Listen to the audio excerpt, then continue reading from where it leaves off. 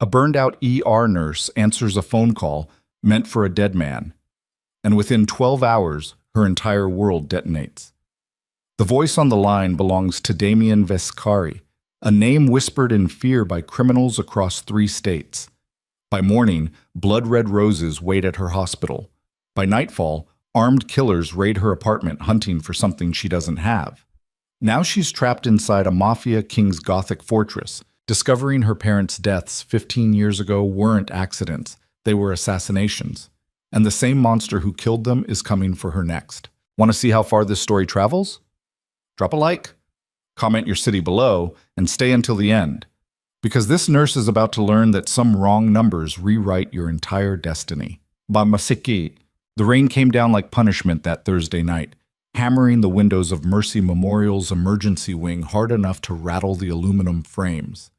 Ellie Mercer stood at the nurse's station with her 3rd cup of burned coffee going cold in her hand, staring at a computer screen that kept glitching out. 12 hours into her shift. 16 patients backlogged in triage. 2 residents screaming at each other in the supply closet over a contaminated IV line. She was 31 years old and felt 60. Her phone buzzed on the counter. Unknown number. She almost didn't answer, and spam calls had been relentless lately, robot voices trying to sell her car insurance for a vehicle she didn't own. But something about the timing felt off. Wrong. It was 2:47 in the morning. Nobody legitimate called at 2:47 unless someone was dying. She swiped to answer. Hello? Silence on the other end. Not dead air, the kind of silence that breathes. Someone was there, listening, deciding. Then a voice came through, male, low, controlled in a way that made her spine straighten instinctively. Where is it? Ellie frowned. I'm sorry, who is this? Don't play games with me. The voice didn't rise, didn't need to. There was something underneath it, something cold and final, like a door closing on a vault. Leon said you'd have it ready by midnight. It's almost 3. My patience has limits. I think you have the wrong number. Do I? A pause. She heard something in the background. Footsteps. The faint hum of an expensive engine. This is 5550147, isn't it? It's 5550174. Another pause. Longer this time. Say that again. 5550174. Ellie's heart kicked up a notch without her permission. You transposed 2 numbers. I don't know anyone named Leon. I'm an ER nurse. You've got the wrong person. She expected him to apologize. Hang up, curse under his breath, and redial. Instead, he said, What's your name? Every instinct she'd honed working night shifts in downtown emergency rooms started screaming. I'm hanging up now. Ellie Mercer. Her blood went cold. 2806 Bleecker Street, apartment 4C. You drive a 2012 Honda Civic with a dented rear bumper. Your parents died in a house fire when you were 16. You have no siblings, no husband, no boyfriend for the last 14 months. You work 60-hour weeks because you're drowning in student loans and you can't sleep anyway, so you might as well get paid for it. Goti. Ellie's hand tightened around the phone until her knuckles went white. Her throat closed. She tried to speak, and nothing came out. You're not in the system, the voice continued. Not connected to my world in any visible way, which means either you're very, very good at hiding what you are, or Leon Petrov gave you a phone number 1 digit off from his burner before someone put 3 bullets in his skull. I don't... Her voice cracked. I don't know what you're talking about. No, he said quietly. I don't think you do. A long silence stretched between them. Somewhere down the hall, an ambulance siren wailed closer. Ellie's pulse hammered against her ribs.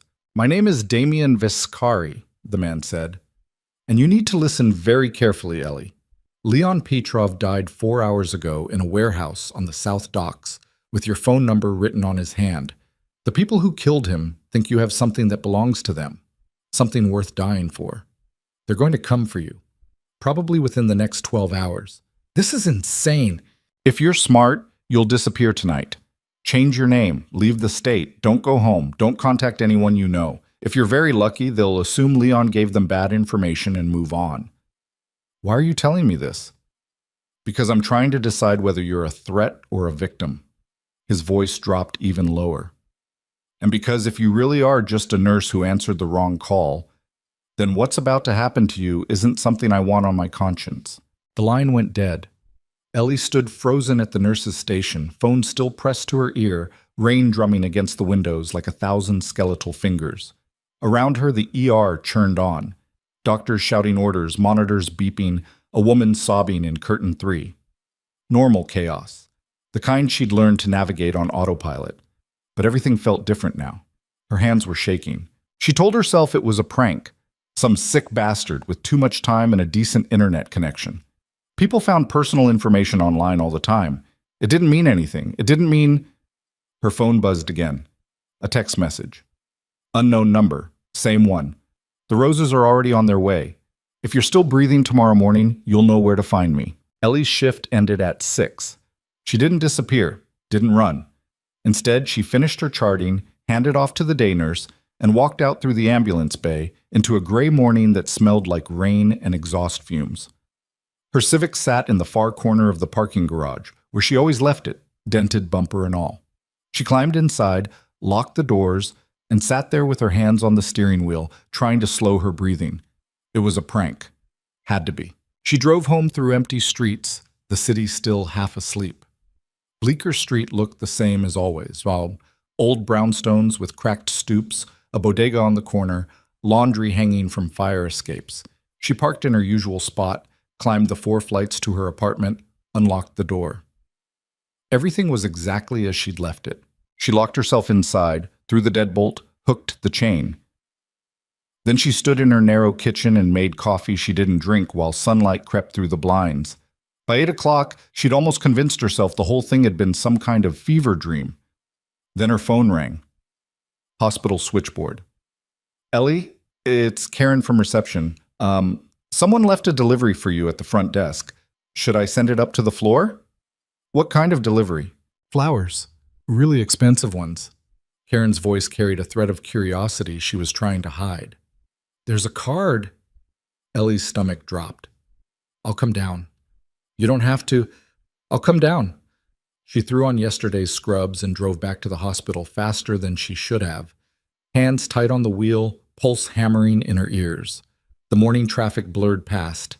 She parked in the loading zone and walked through the main entrance on legs that didn't feel entirely solid.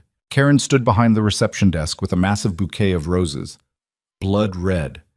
At least 3 dozen stems arranged in a crystal vase that probably cost more than Ellie's rent. Jesus, Karen breathed. Who's your secret admirer? Ellie took the card with numb fingers. The handwriting was elegant, old-fashioned, the kind of script you'd see on wedding invitations or legal documents from a century ago. Wrong numbers sometimes lead to the right destinies. No signature.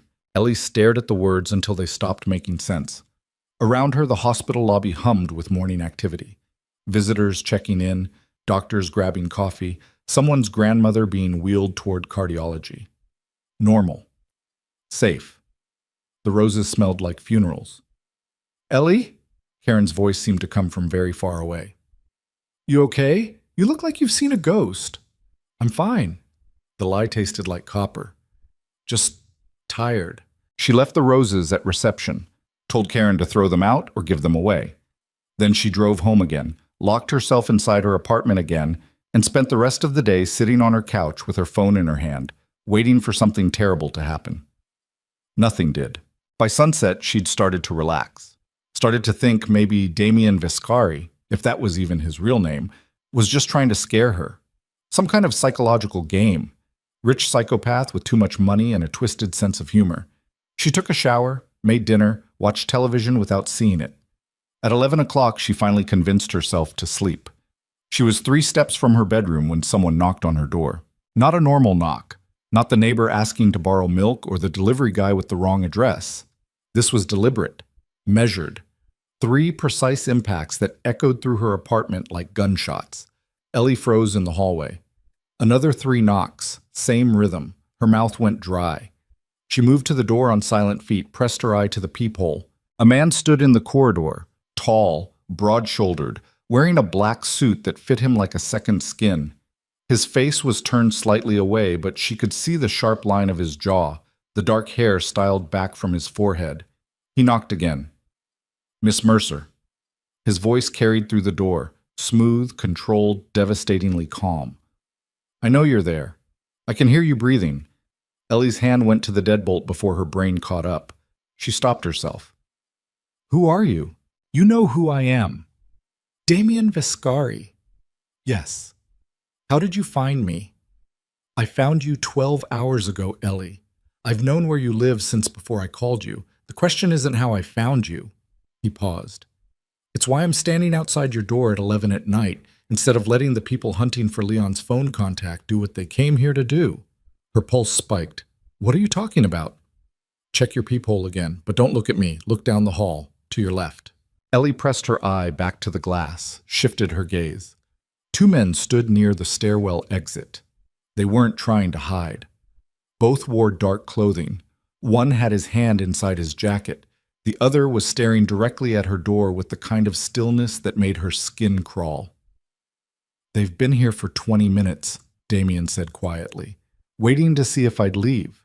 I won't, which means they have a choice to make. And so do you." "This is insane," Ellie's voice came out shaky. You're threatening me. You're trying to scare me into—" "If I wanted to threaten you, I'd be on the other side of that door with them." His tone didn't change, still calm, still controlled. "I'm here because Leon Petrov died with your phone number on his body, and the people who killed him think you're connected to something you're not. I'm here because the wrong number you answered last night just painted a target on your back the size of this entire city." "Then call the police." "The police?" For the first time, something shifted in his voice. Not anger, something colder. "3 of the men hunting you are cops. 2 more are federal agents on a private payroll. Do you understand what I'm telling you, Ellie? The people who want you dead aren't street criminals. They're professionals, connected. And if you call 911 right now, there's a decent chance the dispatcher will forward your location to the same people standing in your hallway." Ellie's legs went weak. She pressed her back against the door, hands shaking. "So here's what happens next," Damien continued. "You open this door, you come with me, and you stay alive long enough to figure out why a dead man decided to make you collateral damage in a war you don't even know exists. And if I don't?" Silence.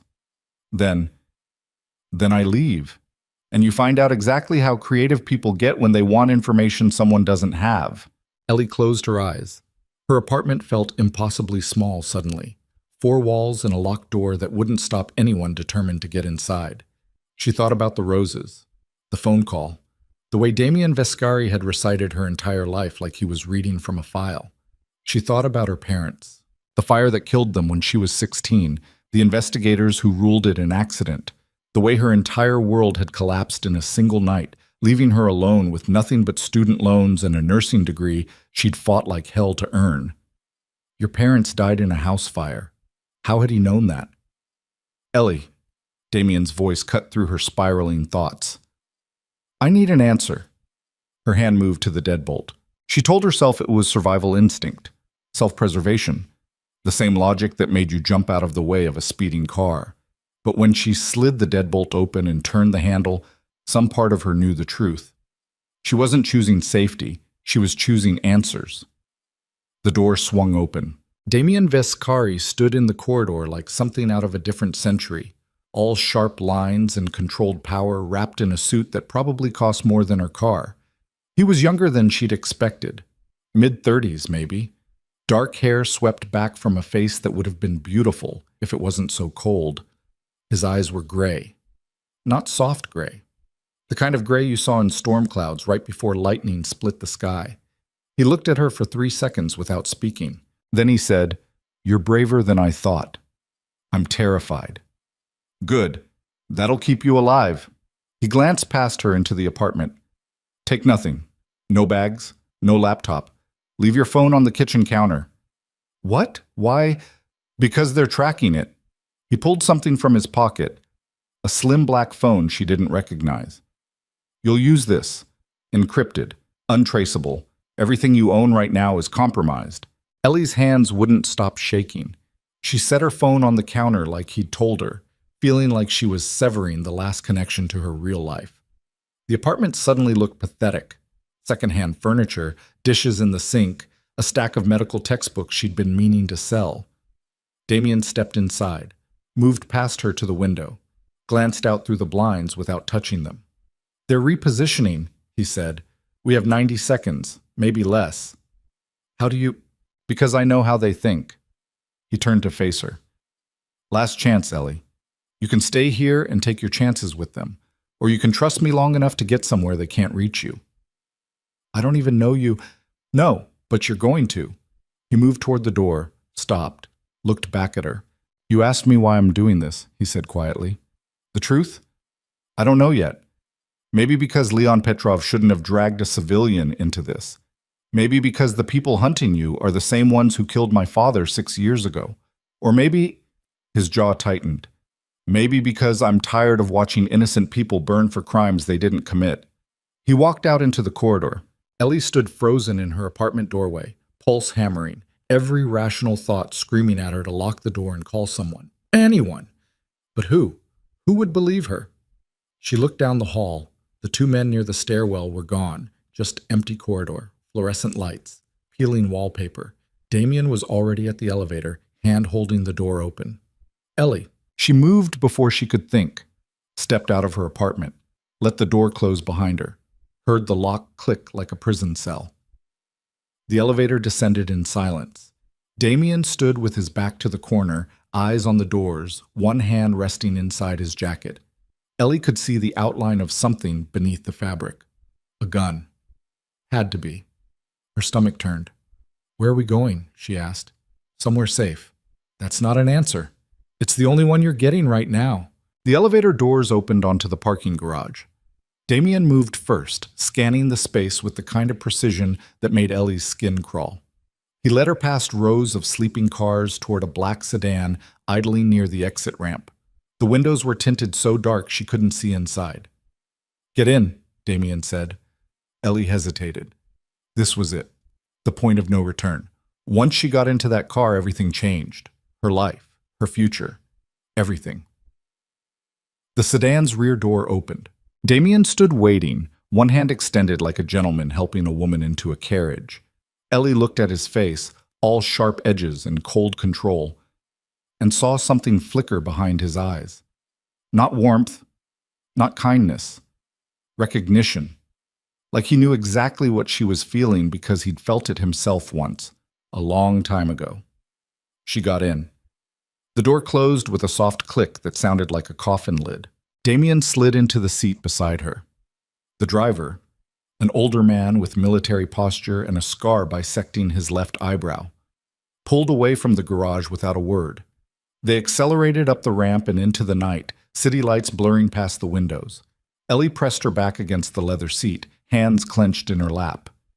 "You need to tell me what's happening." "You answered a phone call meant for a dead man," Damien said. "That's what's happening." "Leon Petrov." "Yes." "Who was he?" "A courier, low level. He moved packages for people who needed things transported quietly." Damien's voice carried no emotion, just facts. Clinical. 3 nights ago, he stole something from the wrong people. Yesterday, they found him in a warehouse on the South Docks and tortured him for 6 hours trying to get it back. He died before he talked. Ellie's stomach turned. "And my phone number?" "Was written on his left palm in permanent marker, along with a date. Tomorrow's date." "I don't understand." "Neither do I. Not yet." Damien glanced at her. "But the people hunting for what Leon stole don't care about understanding. They just want it back. And they think you're the next link in the chain." "I don't have anything—" "I know." "Then why—" "Because they don't." He turned to face her fully. "And until they figure that out, you're in danger. Serious danger. The kind that doesn't end with a warning." The car turned onto a highway ramp. Buildings fell away, replaced by darkness and the distant glow of suburbia. Ellie watched the city shrink in the side mirror, feeling like she was watching her entire life disappear. "Where are you taking me?" she asked again. "My home." "And where's that?" "Somewhere no one will find you unless I want them to." Ellie's pulse spiked. "That's not reassuring." "It's not meant to be." Damien's voice stayed flat. I'm not rescuing you, Ellie. I'm containing you. Until I figure out what Leon Petrov wanted with your phone number and why he thought meeting you tomorrow was worth dying for. I told you, I don't know. I believe you. He looked at her with those storm cloud eyes. But belief isn't the same as certainty. And in my world, uncertainty gets people killed. The car drove on through the night. 20 minutes, 30. The highway gave way to winding roads that cut through dense forest. No streetlights out here, just headlights carving tunnels through the darkness. Finally, they turned onto a private road. Wrought iron gates swung open automatically.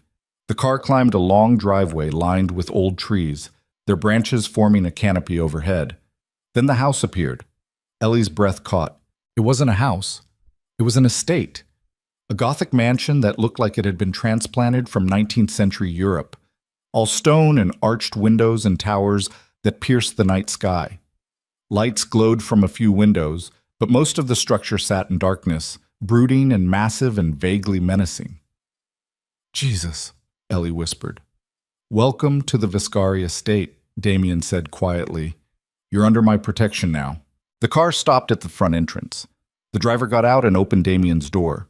Damien stepped onto the gravel drive and turned back to look at her. Come on, he said. We have a lot to discuss. Ellie climbed out on shaking legs. The night air felt colder here, sharper, the kind of cold that sank into your bones. Damien led her up stone steps to massive wooden doors. They swung open before he touched them. A woman in her 50s stood in the entrance, gray hair pulled back, wearing an elegant black dress that screamed old money. Mr. Vescari, she said with a slight nod. Margot. Damien gestured to Ellie. This is Miss Mercer. She'll be staying with us for the foreseeable future. Make sure the East Wing is prepared. Of course. Margot's eyes flicked to Ellie with something that might have been sympathy. Welcome, Miss Mercer. Ellie followed Damien inside, and the doors closed behind her with a sound like thunder. The interior was exactly what she'd expected, all dark wood and antique furniture and paintings that probably cost more than she'd earned in her entire lifetime. But there was something else, too. Something harder to define. The house felt lived in, used, like a weapon kept sharp through constant practice. Damien led her through corridors that twisted and turned until she'd lost all sense of direction. Finally, he stopped in front of a heavy wooden door and pushed it open. Your room, he said. Bathroom's through there. Clothes in the wardrobe. They should fit. Ellie stepped inside. The room was massive, bigger than her entire apartment. A four-poster bed dominated one wall. A fireplace sat cold and dark on another. Tall windows looked out over grounds she couldn't see in the darkness. Lock your door if it makes you feel safer, Damien said from the doorway. But understand that if I wanted to hurt you, locks wouldn't stop me. Is that supposed to be comforting? No. He turned to leave, stopped. Get some rest. Tomorrow we start figuring out what Leon Petrov wanted from you, and why. Damien. He looked back. Thank you, Ellie said quietly. For whatever this is. Something flickered across his face, too fast to read. Don't thank me yet, he said. You don't know what you've gotten yourself into. He closed the door. Ellie stood alone in the massive room, listening to his footsteps fade down the corridor. Then she moved to the door and threw the lock, knowing it was useless, knowing it wouldn't matter, but needing the illusion of control. She sat on the edge of the bed and realized her hands had finally stopped shaking.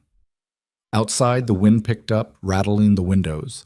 And somewhere in the darkness beyond the estate walls, people were hunting for something they thought she had, something worth killing for.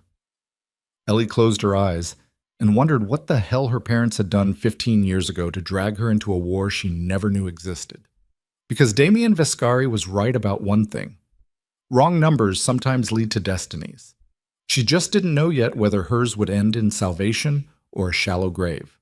Ellie woke to sunlight cutting through unfamiliar windows and the immediate, visceral understanding that nothing would ever be the same again. She lay perfectly still in the massive four-poster bed, staring at an ornate ceiling she didn't recognize, her heart already racing before her brain fully caught up. The events of the previous night crashed back in fragments. The phone call, the roses, Damien Vescari standing in her apartment hallway like death in an expensive suit, the drive through darkness to this Gothic fortress, that looked like it had been airlifted from another century. The room smelled like old wood and lavender, too clean, too perfect, like a museum or a funeral home. She sat up slowly, muscles stiff from tension she'd carried all night. Her scrubs from yesterday lay crumpled on the floor where she'd dropped them.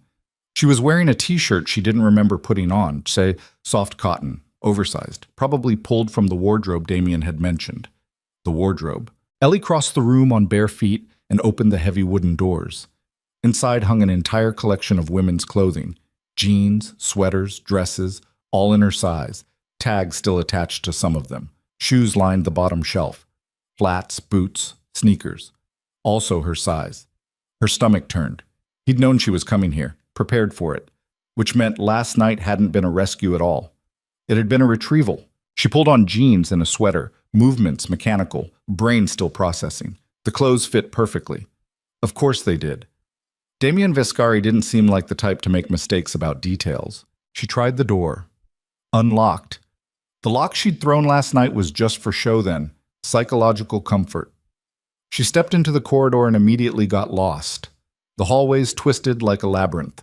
Dark wood paneling, oil paintings of stern-faced men who all looked vaguely related, windows that overlooked ground so vast she couldn't see where they ended. She followed the sound of voices. The corridor opened into a massive dining room. Morning light poured through floor-to-ceiling windows. A table long enough to seat 20 ran down the center of the room, but only one end was set. White china, silver coffee service, covered dishes that probably contained food she couldn't imagine eating right now. Damien sat at the head of the table with a newspaper folded beside his plate. He'd traded last night's suit for dark slacks and a white shirt with the sleeves rolled to his elbows.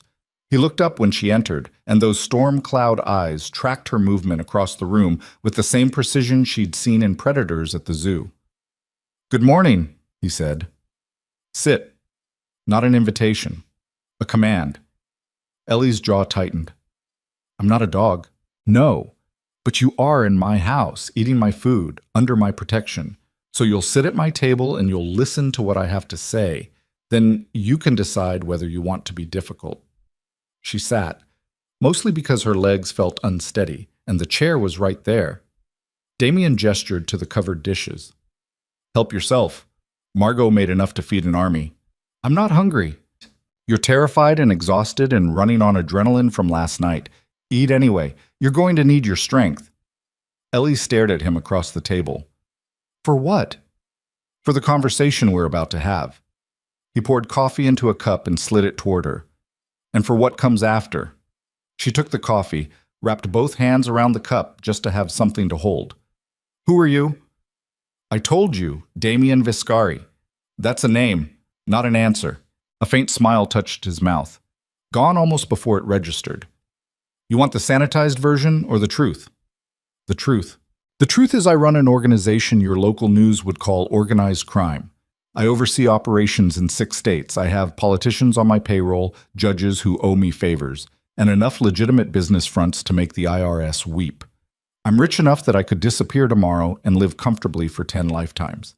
And I'm dangerous enough that most people with functioning survival instincts don't ask me direct questions." Ellie's hands tightened on the coffee cup. "You're a gangster."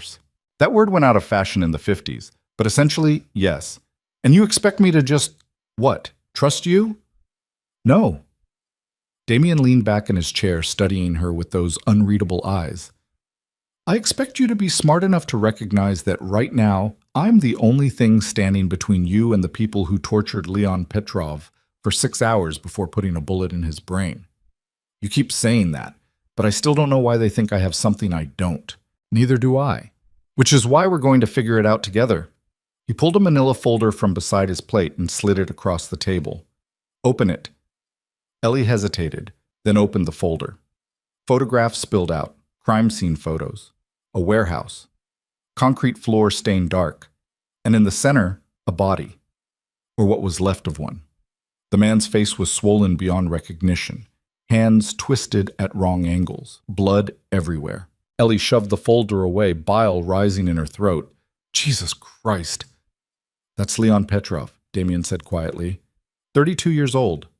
No family. Low-level courier who moved packages for mid-tier operators.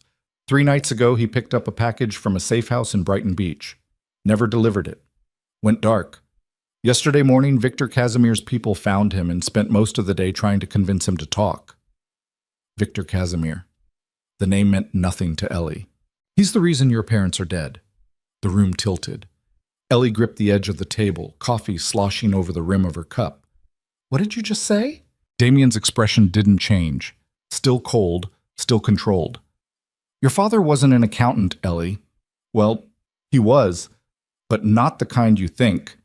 He laundered money for Victor Casimir's syndicate, moved cash through shell companies, cleaned it, made it legal. He was good at it. So good that Casimir trusted him with financial records spanning 2 decades. Records that could destroy the entire organization. No. Ellie's voice came out strangled. No, that's not... My father worked for a firm downtown. He did taxes. He did both. The firm was a front, a way to legitimize income from trafficking, weapons sales, extortion, political payoffs. Your father had access to everything. Names, accounts, transactions. The kind of information that puts people in prison for life. You're lying. 15 years ago, your father decided he wanted out. He contacted federal prosecutors, offered to testify in exchange for witness protection for himself, your mother, and you. He was scheduled to turn over evidence the day after the fire that killed him. Ellie couldn't breathe. The room was spinning, walls closing in. The fire was an accident, the investigators said. The investigators were paid to say that. Damien's voice stayed flat, clinical. Victor Casimir doesn't leave loose ends. Your father tried to betray him, so Casimir had him killed. Your mother, too. They were going to kill you as well, but you were at a sleepover that night. Lucky. Stop. Ellie stood up so fast her chair toppled backward. Stop talking. This is insane. You're insane. My father he was a good man. He was a desperate man. Damien rose slowly, movements controlled. Drowning in debt. Your mother had medical bills from a cancer scare. You were applying to colleges. He took Casimir's money because he needed it, and then he couldn't get out. You don't know that? I know because my father tried to help him. For the first time, emotion cracked through Damien's voice. Just a hairline fracture. Antonio Vescari. My father spent 3 years building a case against Casimir. Your father was supposed to be his key witness. They met twice in secret, planned the whole thing, and then your house burned down and my father's star witness turned into a corpse. Ellie backed away from the table, shaking her head. This isn't real. This is some kind of sick game. So 6 years ago, my father arranged a peace negotiation with Casimir. Neutral ground. Both sides unarmed. He thought he could end the war diplomatically. Damien's jaw tightened. Casimir put a bomb under his car, blew him into pieces small enough to fit in a shoebox. The words hung in the air like smoke. Ellie stared at Damien and saw something she hadn't noticed before. Beneath the cold control and the expensive clothes and the predator's eyes was a man carrying the same weight she'd carried for 15 years. Grief. Rage. The kind of scars that never fully healed. I'm sorry, she whispered, about your father, but that doesn't explain why Leon Petrov had your phone number. Damien moved around the table toward her, not threatening, just closer. Because 3 nights ago, Leon stole something from Casimir, something so valuable that Casimir tore apart his own organization trying to find it, and somehow Leon decided you were the person to give it to. But I don't have anything. I know. Which means either Leon didn't get the chance to make contact before he died, or he hid it somewhere and left you a message we haven't found yet. Damien stopped a few feet away. Either way, Casimir thinks you're the next link, and he'll do to you exactly what he did to Leon if he gets his hands on you first. Ellie's back hit the wall.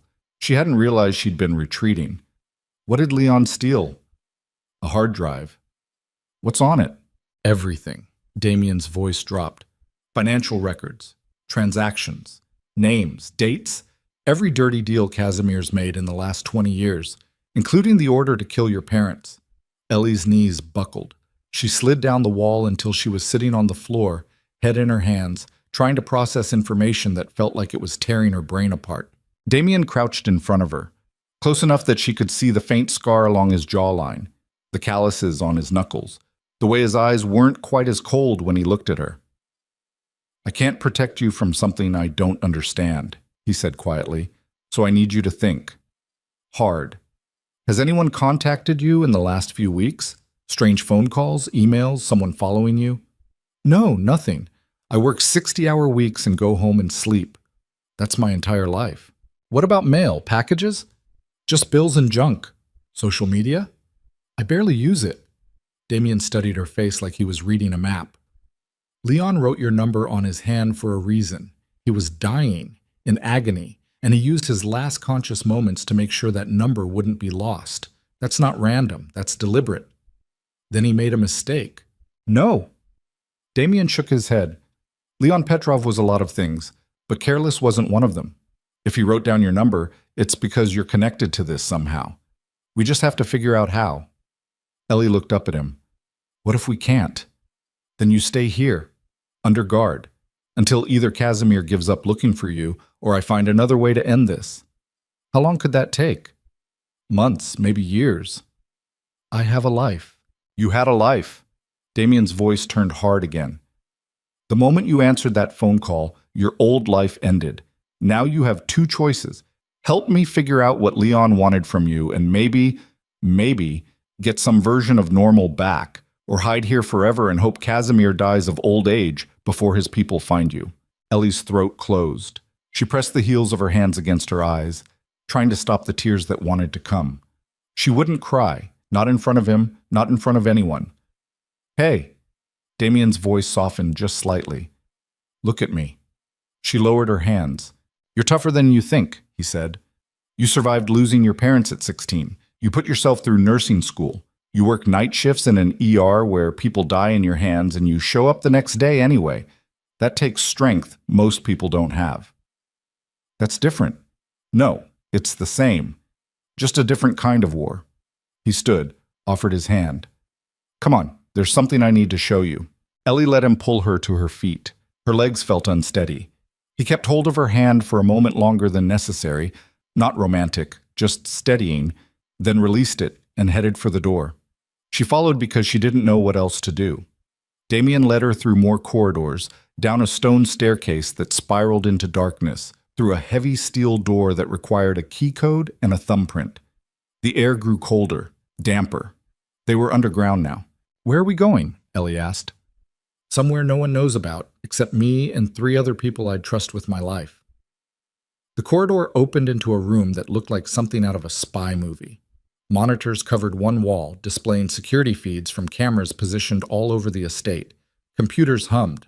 A table in the center held maps, files, photographs connected by red string like some detective's murder board. And on the far wall, pinned up like trophies, were surveillance photos.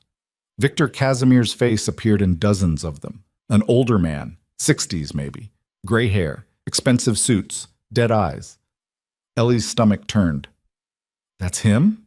That's him. Damien moved to the table. Built his empire over 40 years, started with protection rackets in Brooklyn, expanded into trafficking, weapons, political corruption. He's connected to at least 70 murders that we can prove. Probably 3 times that many we can't. And my father worked for him. Your father worked for his money. There's a difference. Damien pulled out a file, flipped it open. Your father didn't know what he was getting into at first. By the time he realized the kind of monster Casimir was, he was in too deep. He tried to do the right thing. It got him killed. Ellie stared at Casimir's photograph. The man who'd murdered her parents, who'd stolen 15 years of her life, who wanted her dead now because of a hard drive she didn't have. What was on the drive? She asked. Names, transactions, offshore accounts, shell companies, political payoffs, federal agents on Casimir's payroll, judges, prosecutors, cops, everyone he owns. And more importantly, the contracts, the orders, including the one to kill your parents. You want it for evidence. No. Damien's voice turned cold. I want it to destroy him. Every person on that drive goes down, every corrupt official, every dirty cop, every politician who took his money. And when Casimir's entire empire collapses and he's standing alone with no protection left, then I want him for myself. The venom in his voice made Ellie's skin crawl. Revenge. Justice. He looked at her. There's a difference. Is there? Yes. Because I'm not going to torture him like he tortured my father. I'm not going to burn him alive like he burned your parents. I'm just going to put a bullet in his head and sleep like a baby afterward. Ellie should have been horrified, should have run. But instead, she found herself staring at Casimir's dead-eyed photograph and feeling something hot and vicious uncurl in her chest. She'd spent 15 years being a good person, following rules, helping people, trying to make sense of a world that took her parents away for no goddamn reason. And now she knew the truth. They'd been murdered by a monster who was still walking free. "What do you need from me?" she asked quietly. Damien studied her face. "You're sure?" "No. But I'm here anyway." He pulled out another file, this one thinner, opened it to reveal a single photograph, a younger version of her father, smiling at the camera, holding a little girl with pigtails. Ellie's breath caught. She remembered that day. The park. Ice cream. Her father laughing while her mother took the picture. "Your father kept this in his desk at the firm," Damien said. "He looked at it every day. My father told me that. Said your father loved you more than anything. That the only reason he agreed to testify was to make sure you'd have a future clean of Casimir's shadow." Tears blurred Ellie's vision. She blinked them back. "The night before he died," Damien continued, "your father gave my father something, a fail-safe. Insurance in case something went wrong. My father hid it, and when he died 6 years later, that insurance disappeared with him." "What kind of insurance?" "We don't know. My father never told anyone where he put it, but he left a message. One word, hidden in his office safe." Damien pulled out another photograph, a piece of paper with a single word written in shaky handwriting. "Locket." Ellie's world stopped. "What?" Her voice came out barely above a whisper. "Mean something to you?" "My mother, she had a locket. Silver, antique. She wore it every day. It was supposed to be mine after—" Ellie's throat closed. "I lost it. After the fire, during the move to foster care, it just disappeared." Damien leaned forward. "What was inside it?" "A picture. Of the three of us. Family photo from when I was little." "Just a photo? Nothing else?" "I don't know. I never opened it. My mother told me not to. She said—" Ellie frowned, trying to remember. "She said it was special, that someday I'd understand why." Damien's expression shifted. Something like hope flickered behind his eyes. "We need to find that locket. I told you, it's gone. It's been 15 years. Nothing's ever really gone. Not if you know where to look." He moved to one of the computers, fingers flying over the keyboard. "After your parents died, you went into foster care." "Which agency?" "City Services. I bounced between 3 homes before I aged out at 18. "Do you remember which home you were in when the locket disappeared?" Ellie closed her eyes, trying to pull up memories she'd spent years trying to forget. "The second one. The Hendersons. They lived in Queens. I was there for about 8 months. "Address?" "I don't remember the exact try." Ellie forced herself back into those rooms, that house, the foster mother who barely looked at her, the foster father who drank too much and yelled at football games. 30-something Maple, or Oak, one of those tree streets. Damien typed rapidly. "Got it. 3 possible addresses. We'll check all of them." "What are you going to do, knock on doors and ask if they've seen a 15-year-old locket?" "No. I'm going to have my people go through county records, pawn shop inventories, estate sale listings. If that locket still exists anywhere in this city, I'll find it." Ellie watched him work, watched the cold precision return to his movements. This was what he did, what he was good at, finding things, taking things, controlling things. "Why are you doing this?" she asked. "Really? It can't just be about revenge." Damien's hand stilled on the keyboard. He didn't turn around. "My father spent his whole life fighting Casimir, building a case, gathering evidence. He died before he could finish it, before he could make that monster pay for everything he'd done. So this is about finishing what he started." "No." Damien turned to face her. "This is about making sure he didn't die for nothing, and making sure you don't either." The words hit harder than Ellie expected. She looked at Damien, really looked at him, and saw past the expensive clothes and the cold eyes and the predator's grace. She saw a man drowning in the same grief that had been pulling her under for 15 years. 2 people broken by the same monster. Maybe that's why he'd really come for her. Not because Leon Petrov wrote down her number, not because of some hard drive, but because he recognized himself in her. Before Ellie could respond, a phone rang.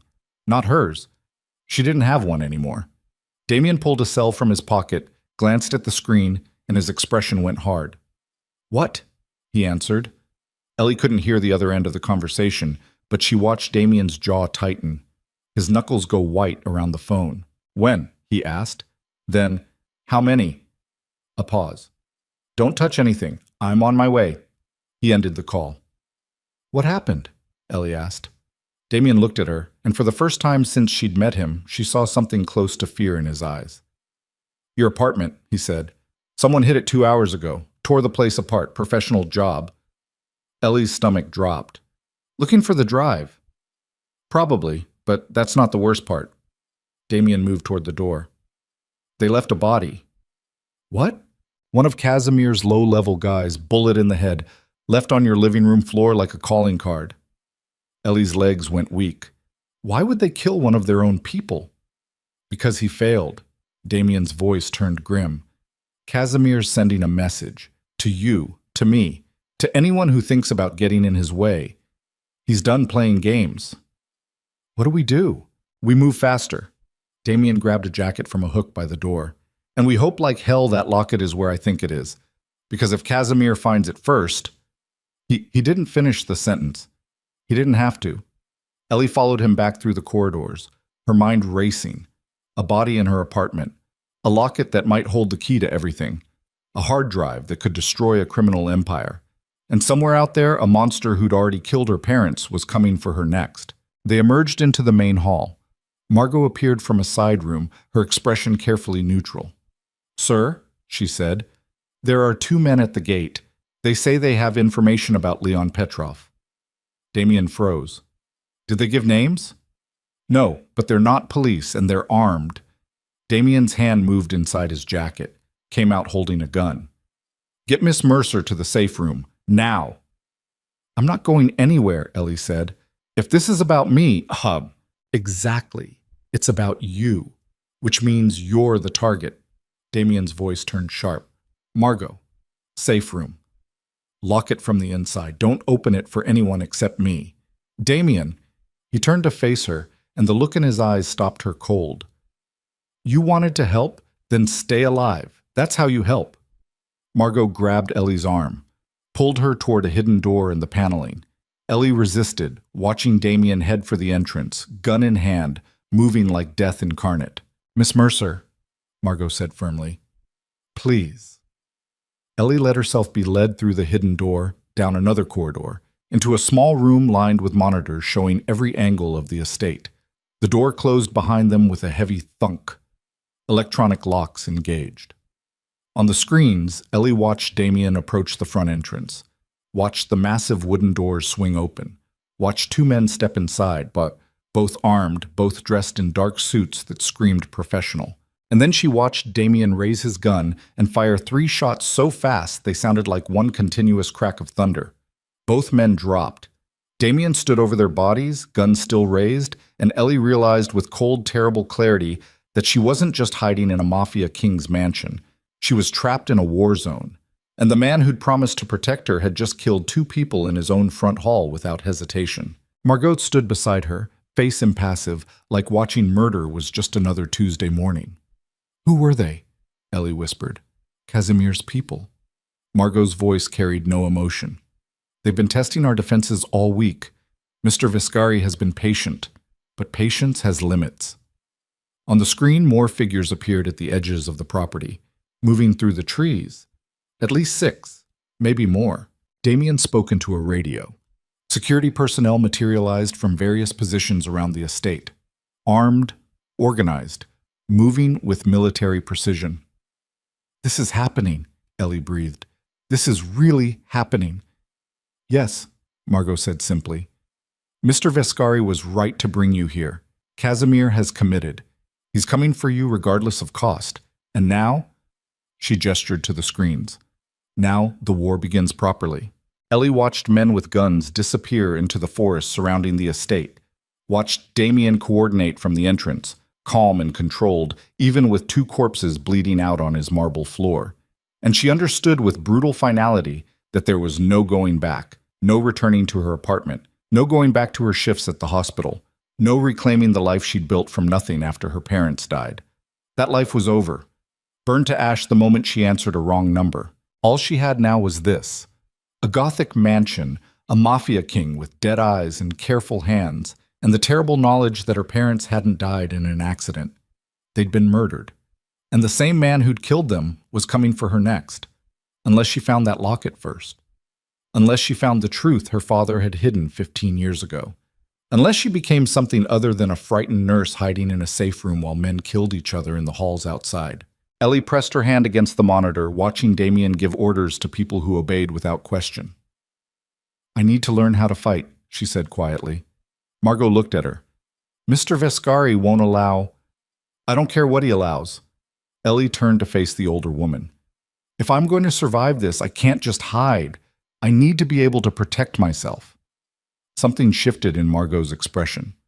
Respect, maybe. Or recognition. "I'll speak with him," she said, "when the immediate danger passes." "Thank you." They stood in silence, watching the screens, watching Damien's people secure the perimeter, watching the bodies get dragged away. And Ellie made a promise to herself. She would find that locket, she would find the truth, and she would make Victor Casimir pay for every single thing he'd stolen from her, not because Damien wanted revenge, but because she did. The gunfire stopped at dawn. Ellie spent 6 hours locked in the safe room watching monitors that showed Damien's estate transform into a battlefield. She counted 14 bodies dragged from the property line before she stopped counting.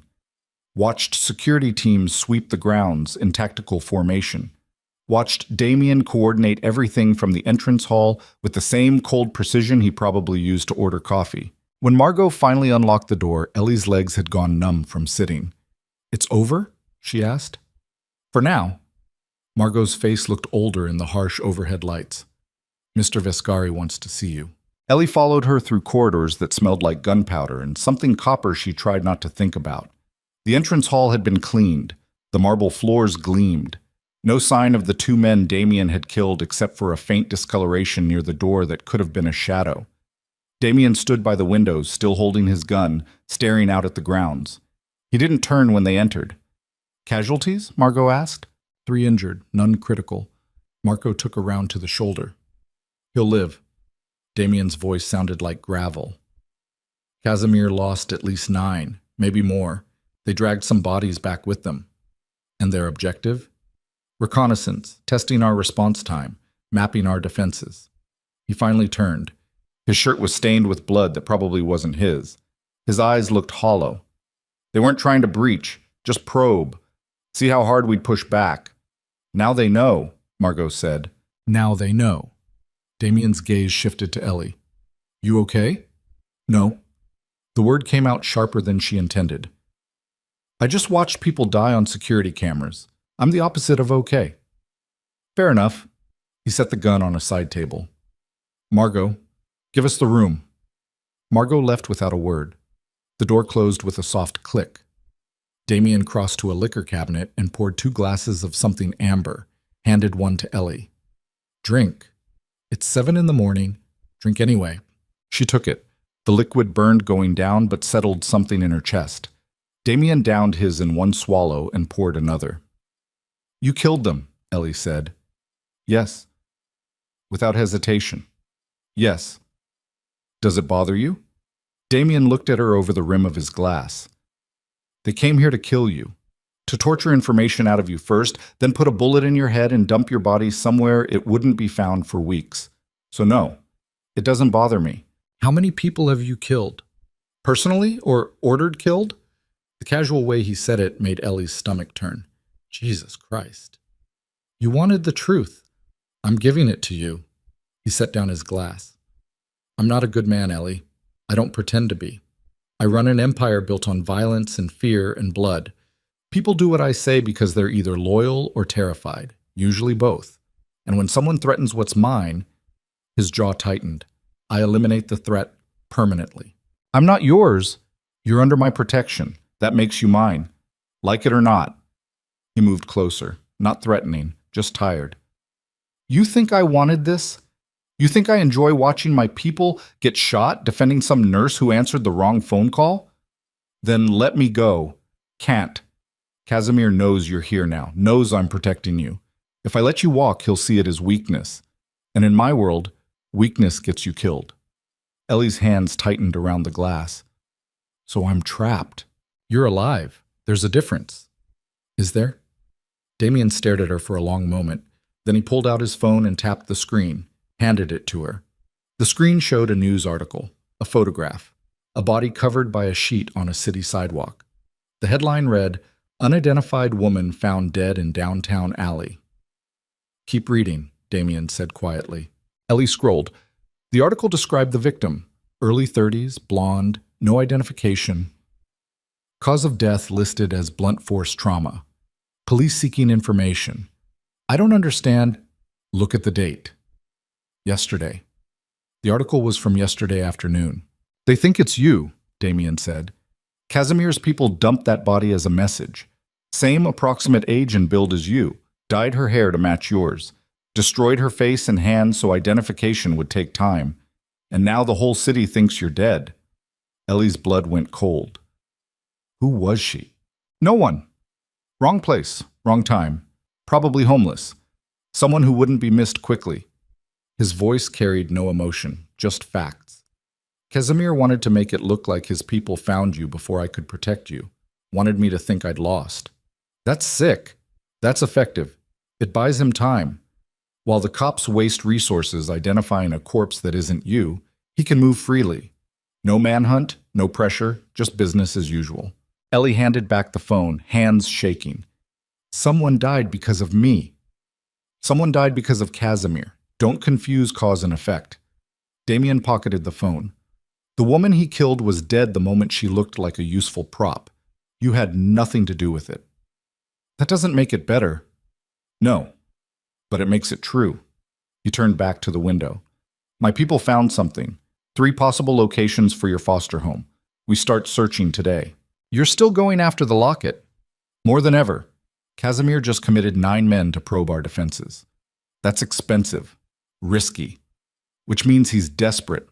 And desperate men make mistakes. Damien glanced back at her. Whatever's on that hard drive, it's worth more to him than money. More than territory. It's worth exposing himself to move against me directly. That doesn't happen unless he's terrified of what it contains. Ellie set down her glass before she dropped it. When do we leave? We don't. I do. You stay here. No. The word came out harder than she expected. You said I needed to help, that I needed to be part of this. So I'm coming with you. Too dangerous. Everything's dangerous now. I watched people get shot last night. I saw you kill 2 men without blinking. I'm already in danger. At least let me do something about it. Damien studied her face. You've changed. You would too if you spent 6 hours in a locked room watching monitors. Ellie crossed her arms. I'm done hiding. I'm done being protected like some fragile thing that might break. If we're going to find that locket, I'm coming. Those were my parents, my childhood, my memories. I'm not sitting in a safe room while you search through them without me. Something shifted in Damien's expression. Not quite approval, but close. Fine, he said. But you follow my orders exactly. No arguments, no hesitation. If I tell you to run, you run. If I tell you to hide, you hide. Understood? Understood. Good. We leave in 20 minutes. He headed for the door, stopped. And Ellie? If something goes wrong out there, if Casimir's people find us, I need you to promise me something. What? Don't let them take you alive. The words hung in the air like poison. Ellie stared at him. You want me to... I want you to survive. But if survival means torture, if it means Casimir's people spending hours breaking you apart to get information you don't have. His jaw tightened. There are worse things than dying quickly. Promise me you won't let it get that far. How am I supposed to... Damien pulled something from his pocket. A small revolver. 2 shots. He set it on the table between them. Last resort, he said quietly. If everything goes to hell and you're out of options. Better than the alternative. Ellie looked at the gun like it was a snake. I can't. You're an ER nurse. You know what the human body can endure. You've seen torture victims come through your doors. You know what it looks like when someone's been broken. His voice dropped even lower. Promise me you won't end up as one of those cases. Ellie's throat closed. She picked up the gun with shaking hands. It was heavier than she expected. Cold. Final. I promise, she whispered. Good. Damien turned away. 20 minutes. Wear something you can run in. The first location was a bust. The house stood on a tree-lined street in Queens that looked exactly like 1,000 other tree-lined streets in Queens. Neat lawns, minivans in driveways, kids' bikes on porches. Damien parked 3 houses down in an unmarked sedan with tinted windows. Stay in the car, he said. You told me I could come. You're here. You're not sitting in a safe room, but you're also not knocking on doors where Casimir's people might be watching. He pulled on a baseball cap and aviator sunglasses. 10 minutes. If I'm not back, call the number programmed into that phone and tell them Red Cardinal. They'll know what to do. He was gone before Ellie could argue. She watched him walk up to the house. Knock. A woman answered, middle-aged, wearing yoga pants and a sweatshirt. They talked for maybe 3 minutes. The woman shook her head. Damien showed her something on his phone, more head shaking. Then he thanked her and walked back to the car. Henderson family moved to Florida 8 years ago, he said as he started the engine. New owners never heard of a locket. On to the next one. The second location took 40 minutes to reach. Another neighborhood, similar houses. Different woman at the door, older this time, suspicious eyes, arms crossed. This conversation lasted longer. The woman disappeared inside, came back with a box. Damien sorted through it while Ellie watched from the car, heart hammering. He returned empty-handed. Found some of your old school papers, he said. No locket. She remembered you, though. Said you barely spoke the whole time you lived there. I didn't have much to say. Ellie's voice sounded hollow. She kept your things. Said she always hoped you'd come back for them someday. Damien pulled back into traffic. Good woman. Bad timing. The third location sat in a neighborhood that had seen better days. Chain-link fences, bars on windows. The kind of street where people minded their own business because asking questions got you hurt. This one's different, Damien said as he parked. House has been foreclosed, sitting empty for 2 years. County records show it's scheduled for demolition next month.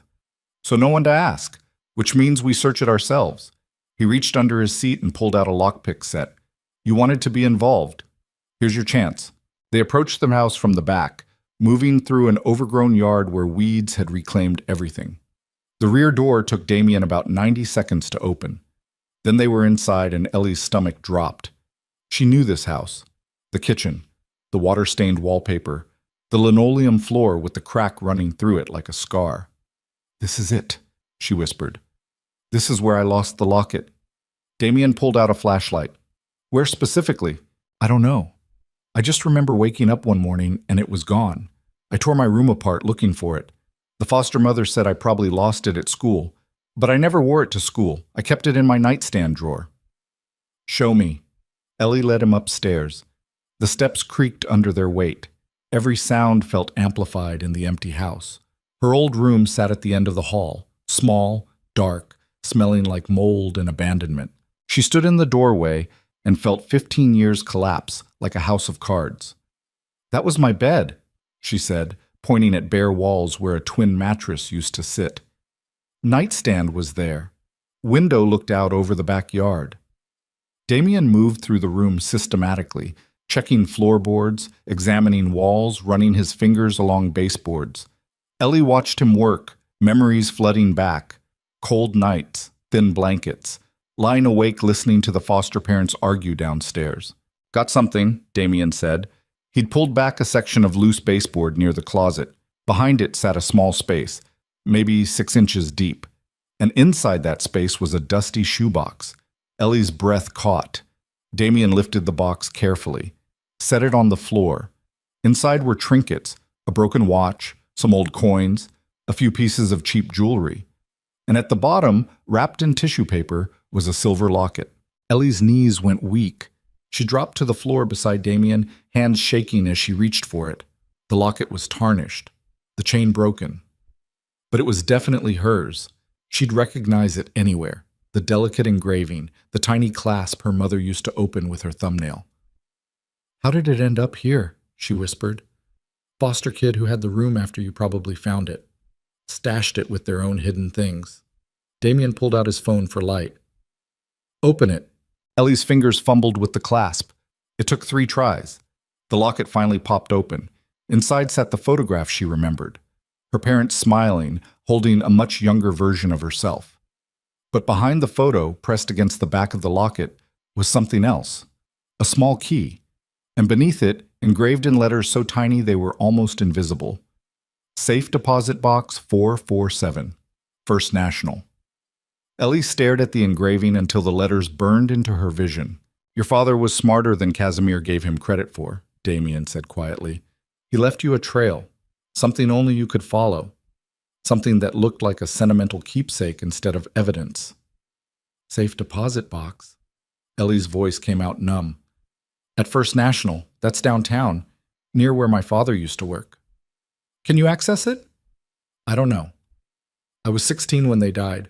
I don't even know if my name is on the account. Only one way to find out. Damien stood, offering his hand. We go tomorrow, first thing, before Casimir realizes we're getting close. Ellie let him pull her to her feet. She clutched the locket in her fist, key pressing into her palm. 15 years she'd thought this was lost forever. 15 years she'd believed her parents died in an accident. And now she was holding proof that everything she'd been told was a lie. Damien, she said as they headed back downstairs. What if the box is empty? What if my father never got a chance to... Then we find another way. His voice was firm. But your father went to a lot of trouble to hide this. He wouldn't have done that for nothing. They were halfway to the back door when Damien stopped. What? Ellie asked. Shh. He held up one hand, head tilted, listening. Ellie heard it then. Car engines, more than one, coming closer. Damien's expression went hard. We need to leave. Now. They moved fast through the kitchen. Damien eased the back door open, peered out, then swore under his breath. What? Ellie whispered. 3 cars. Front and back. At least 8 men. Professional positions. He pulled his gun. Someone tipped them off. How? No one knew we were coming here? Someone always knows. Damien grabbed her arm. Basement, now. They descended into darkness that smelled like wet concrete and rot. Damien's flashlight cut through the black, revealing a space filled with broken furniture and water damage. There, he said, pointing to a small window near the ceiling. Can you fit through that? Maybe. Where does it lead? Side yard, hopefully clear. You go first. I'll cover you. What about you? I'll be right behind you. He moved to the basement stairs, gun raised. Go. Now. Ellie scrambled onto a stack of moldy cardboard boxes and pushed at the window. It was painted shut. She slammed her palm against the frame once, twice. On the third hit, it gave with a crack that sounded like a gunshot in the enclosed space. They're inside, Damien said from the stairs. His voice was still calm, still controlled. Faster. Ellie forced the window open. Squeeze through head first. The ground was farther down than she expected. She landed hard on overgrown grass, ankles screaming in protest. Rolled, came up gasping. Behind her, gunfire erupted inside the house. Damien! She screamed. No response, just more gunshots, shouting, breaking glass. Ellie stood frozen, every instinct screaming at her to run, but she couldn't, not without him. Then a figure crashed through the window after her. For a terrible second, she thought it was someone else. But no. Damien hit the ground in a roll, came up running, grabbed her arm. Move! They ran through the side yard, vaulted a chain-link fence, hit the street at a sprint. Behind them, men burst from the house. Shouts echoed. More gunfire cracked through the air. Damien dragged Ellie between 2 houses, through a narrow gap that scraped her shoulders, out into another backyard, over another fence, through a hedge that tore at her clothes. The car! She gasped. Compromised. Keep running. They emerged onto a commercial street. Traffic. Pedestrians. Damien pulled her into a crowd outside a convenience store, both of them breathing hard, trying to blend in. You're bleeding, Ellie said. Damien's shoulder was soaked with blood, his shirt torn, but his face showed nothing, just a graze. He pulled out his phone with his free hand. I'm calling for extraction. Who knew we were coming here? That's what I'm going to find out. He made the call. spoke in rapid-fire sentences Ellie couldn't quite follow, then ended it. 5 minutes. There's a coffee shop 2 blocks west. We wait there. They walked fast but not running. Just 2 people hurrying somewhere. Nothing suspicious. Ellie kept her hand wrapped around the locket in her pocket, feeling the key press against her palm. The coffee shop was packed with morning commuters. They grabbed a table in the back corner where Damien could watch both exits. He was still bleeding. "You need a hospital, Sitba." "I need to figure out who sold us out." His voice was ice. 3 people knew where we were going today. Margot, my head of security, and my second in command. You think one of them? I think someone told Casimir exactly where to find us, and I'm going to find out who.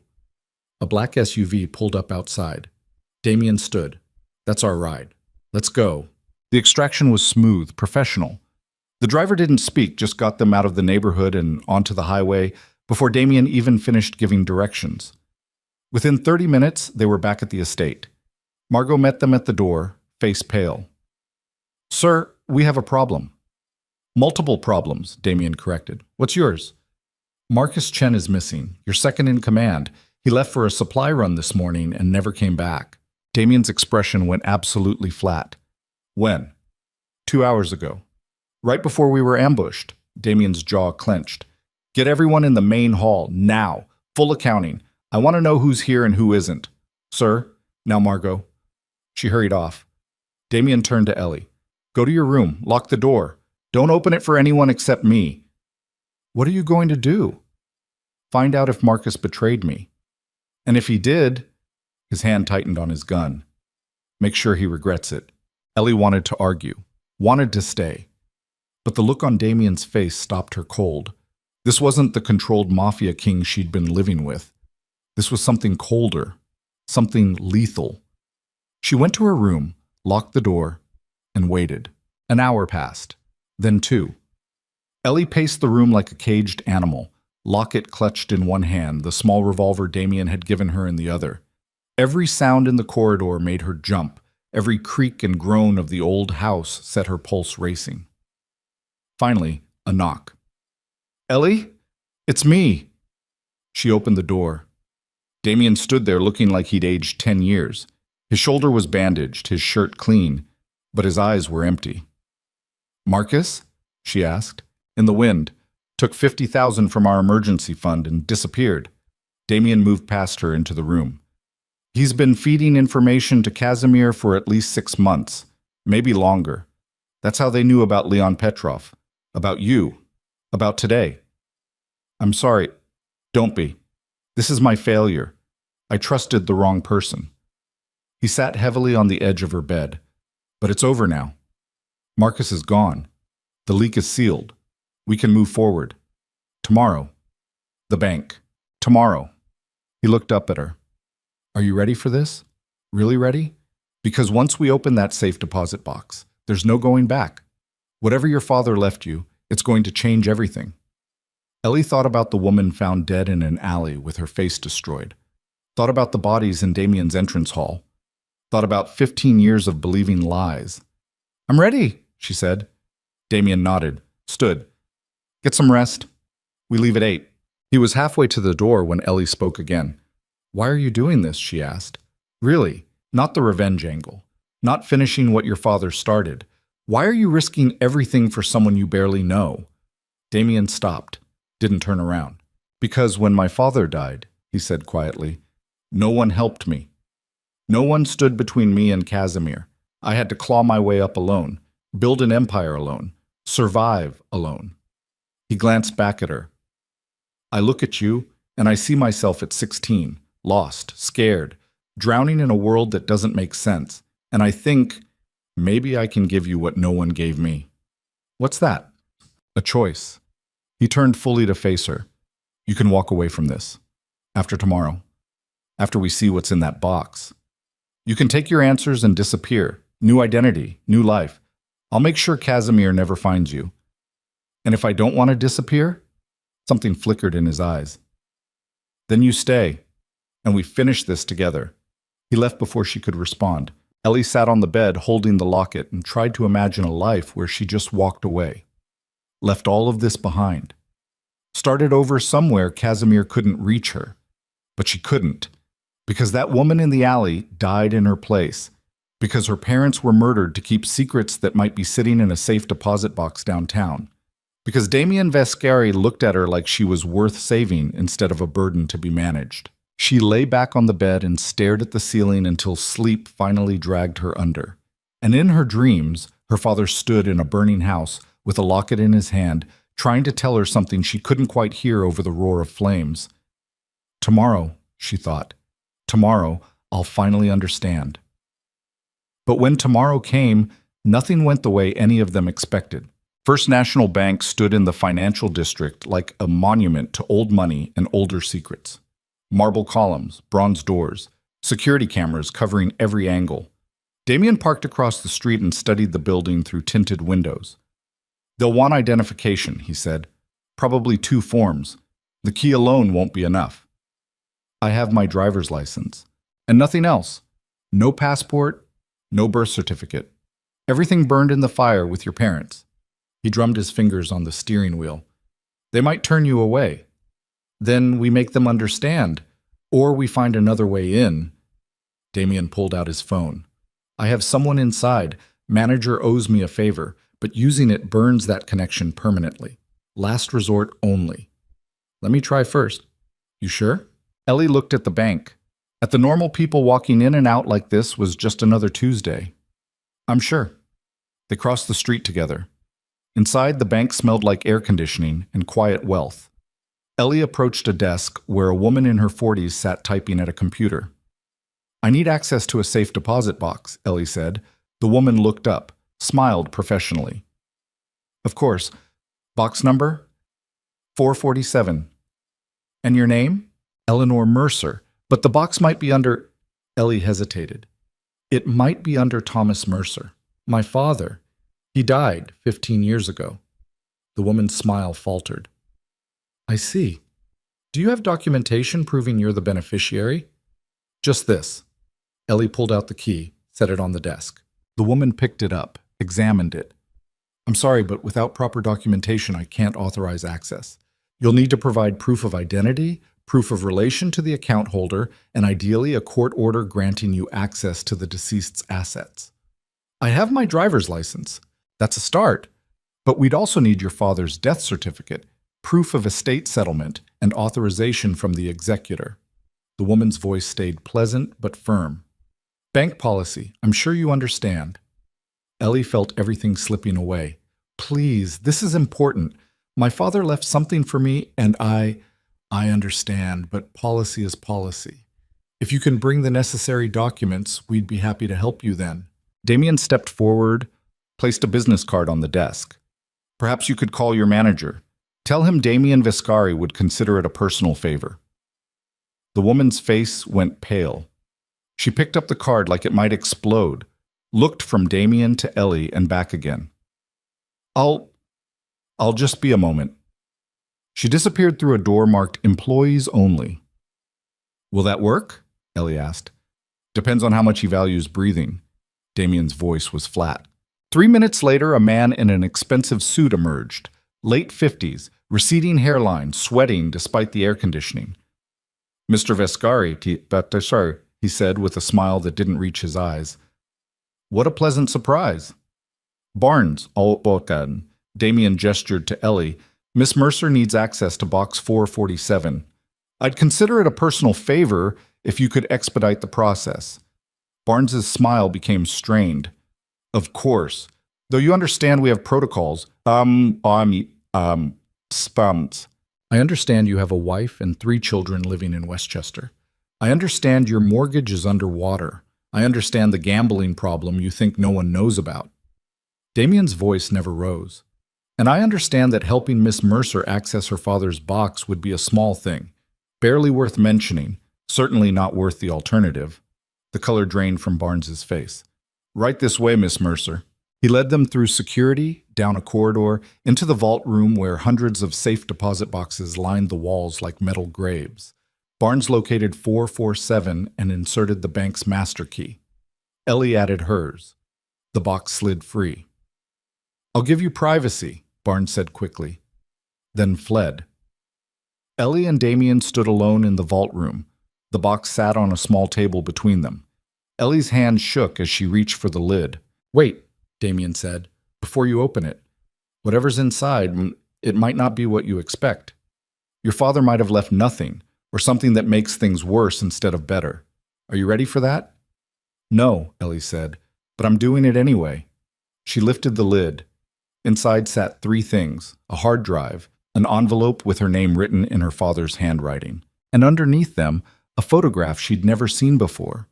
Her father shaking hands with a younger Victor Casimir, both men smiling, both dressed in expensive suits, looking like old friends.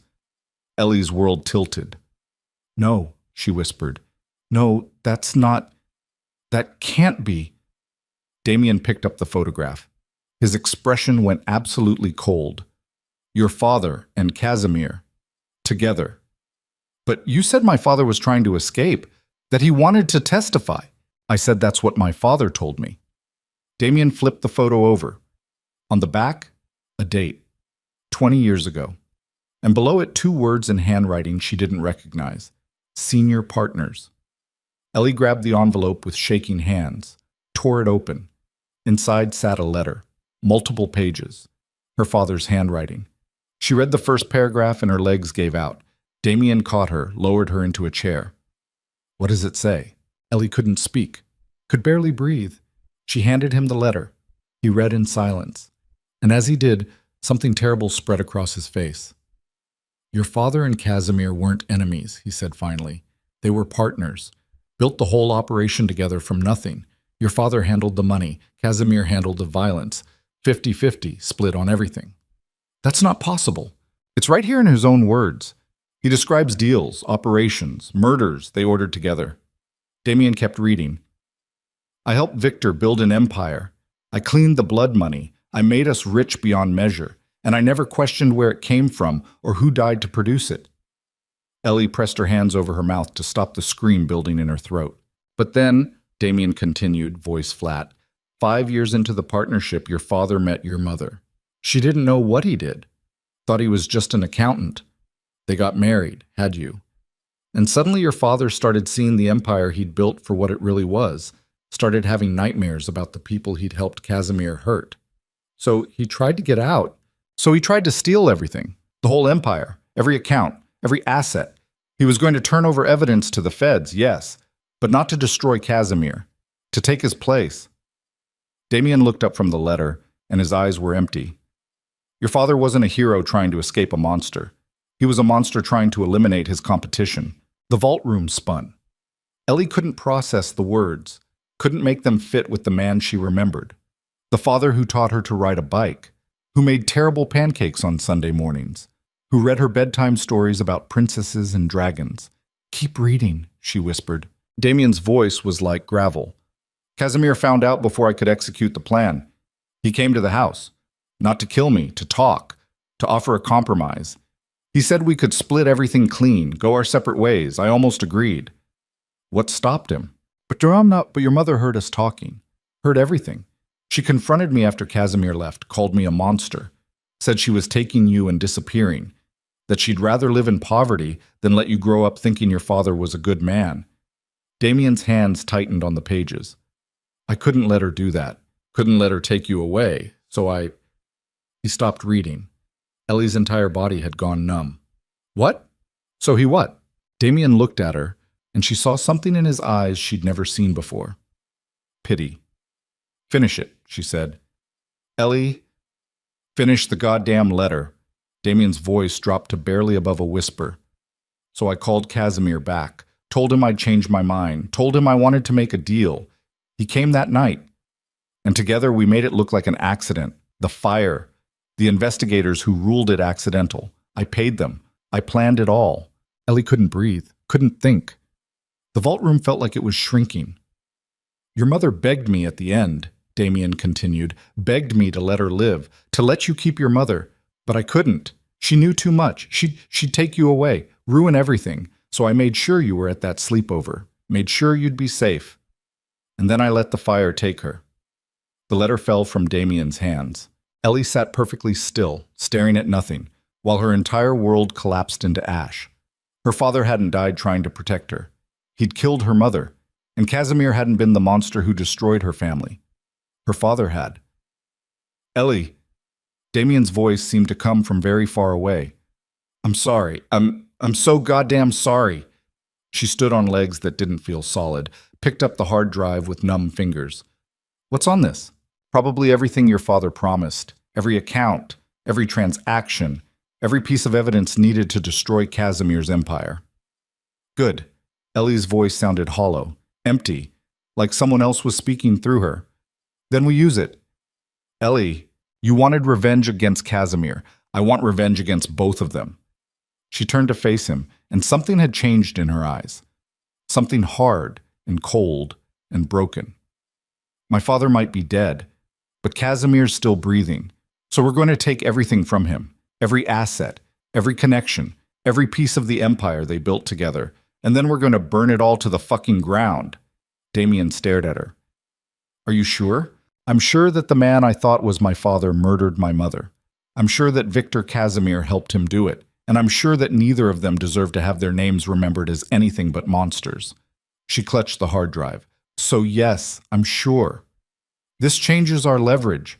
If Casimir knows your father was his partner, then he knows this drive contains just as much evidence against my father's legacy as his own, which means he'll destroy it the moment he gets his hands on it. Ellie's jaw tightened. We move first. We hit him before he realizes we have it, and we don't stop until he's dead and everything they built is gone. Damien studied her face for a long moment. Then slowly, deliberately, he nodded. Okay. Okay. You wanted a choice. This is yours. He picked up her father's letter.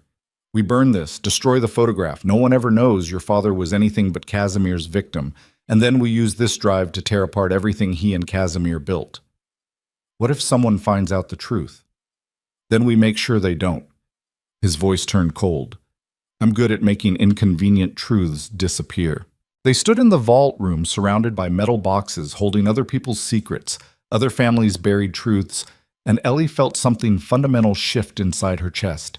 She'd come here looking for answers. She'd found them, and they'd destroyed every good memory she had left. Let's go, she said. We have a monster to kill. But as they left the bank, hard drive hidden in her jacket, Ellie couldn't shake the image of that photograph. Her father and Casimir, smiling, partners. And a terrible new question formed in her mind. If her father had been willing to kill her mother to protect his empire, what else had he done? What other bodies were buried in the foundation of the life she thought she'd known? And most terrifying of all, what would she be willing to do to avenge a mother murdered by the man who was supposed to love her most?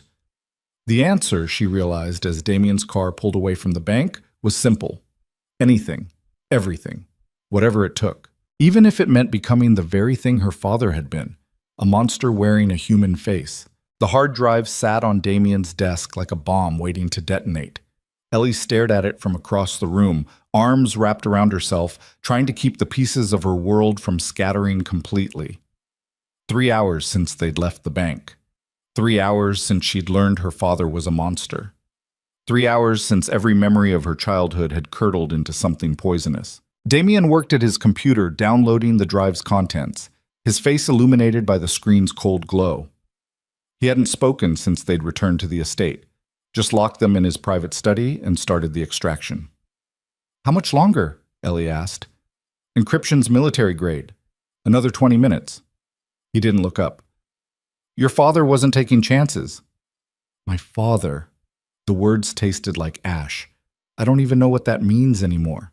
It means he was smart enough to document everything he and Casimir built together, and paranoid enough to hide it where only you could find it. Damien's fingers moved across the keyboard, which means he expected Casimir might kill him, expected you'd come looking for answers someday. Why leave me answers at all? Why not just let me believe the lie? Guilt, maybe, or insurance. If Casimir ever came after you, this drive was your leverage, your proof that you knew everything, that if you died, the information would go public. He glanced at her. Your father might have been a monster, but he was trying to protect you in his own twisted way. Ellie laughed, and it came out broken. By murdering my mother? By building an empire on blood and then leaving me the keys to it?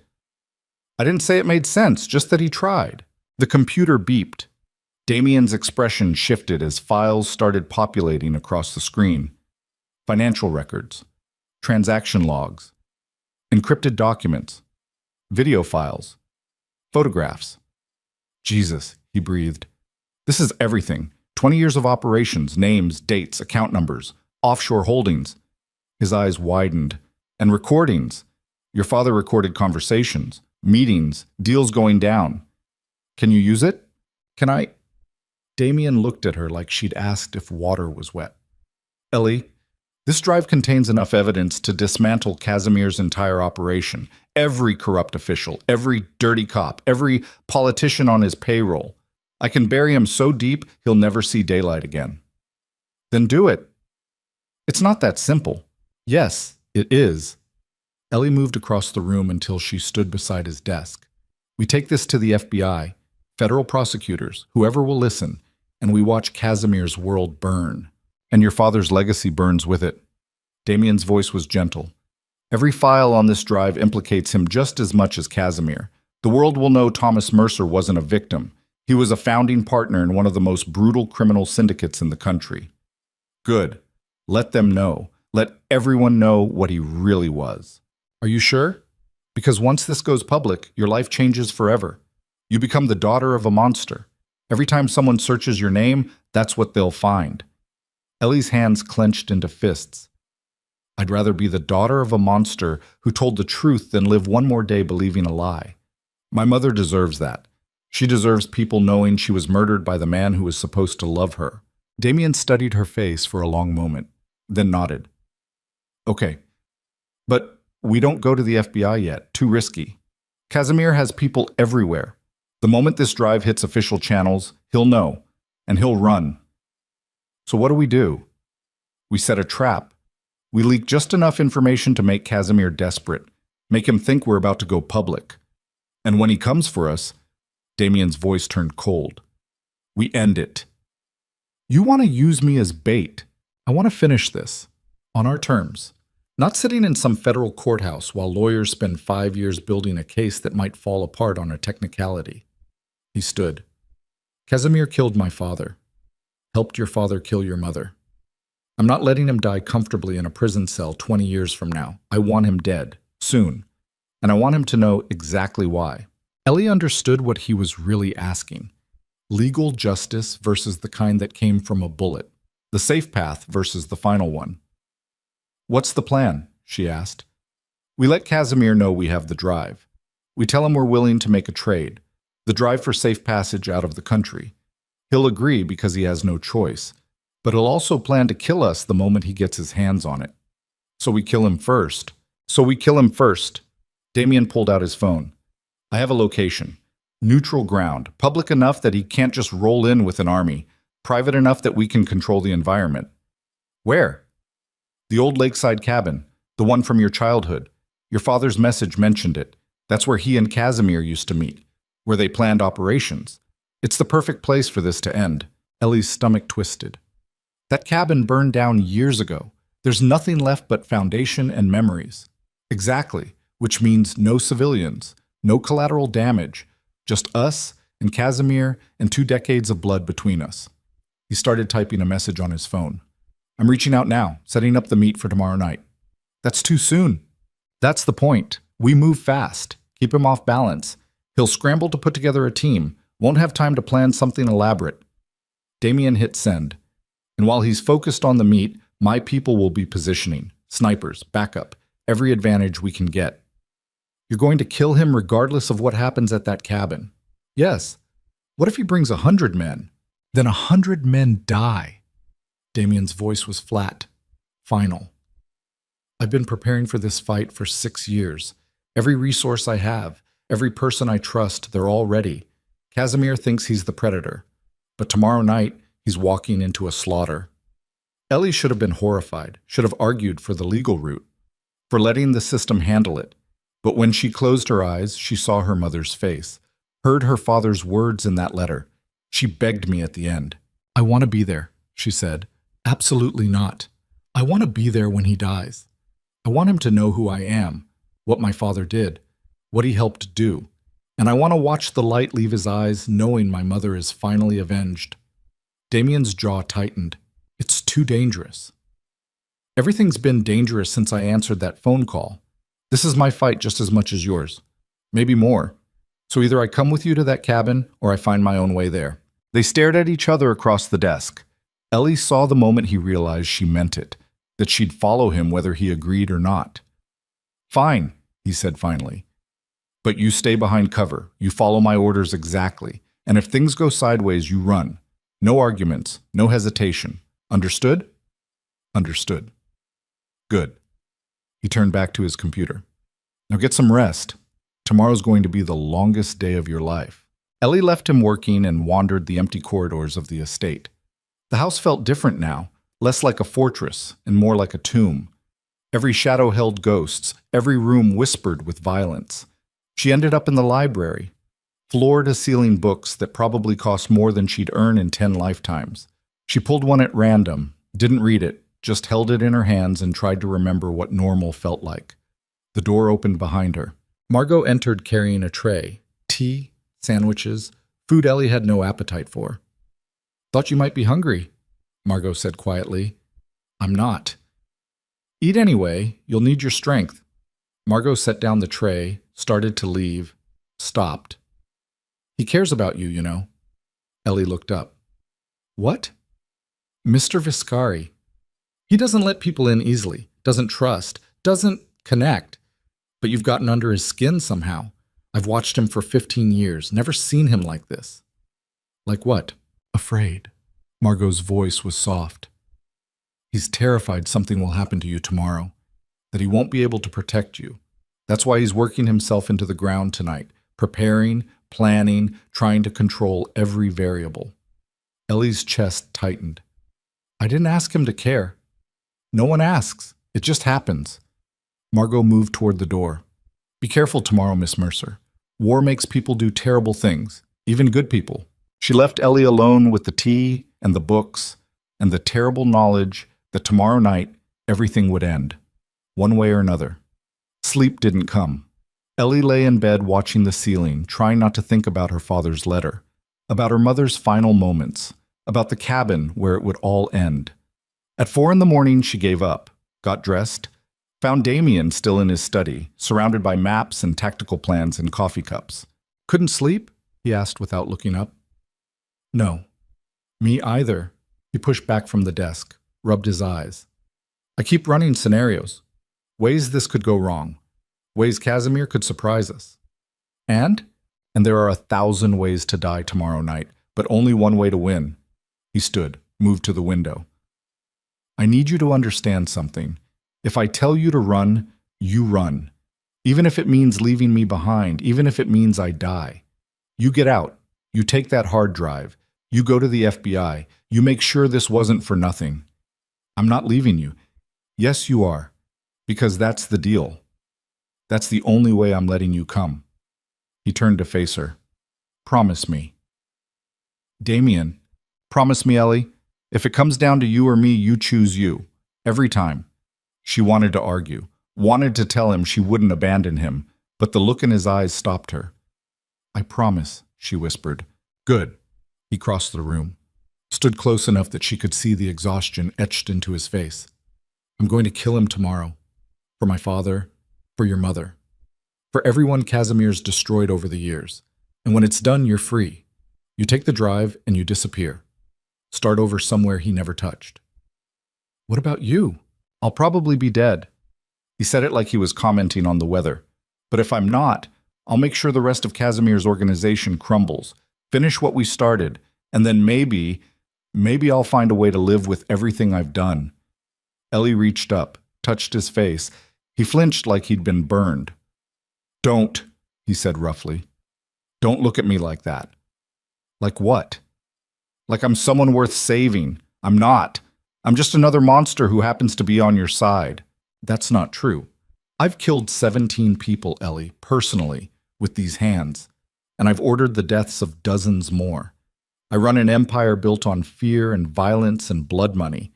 The only difference between me and Casimir is that I draw a few more lines, but the lines keep moving, keep blurring. and I'm not sure there's anything left inside me that's worth redeeming.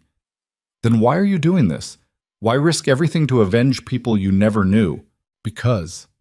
His voice broke, just slightly.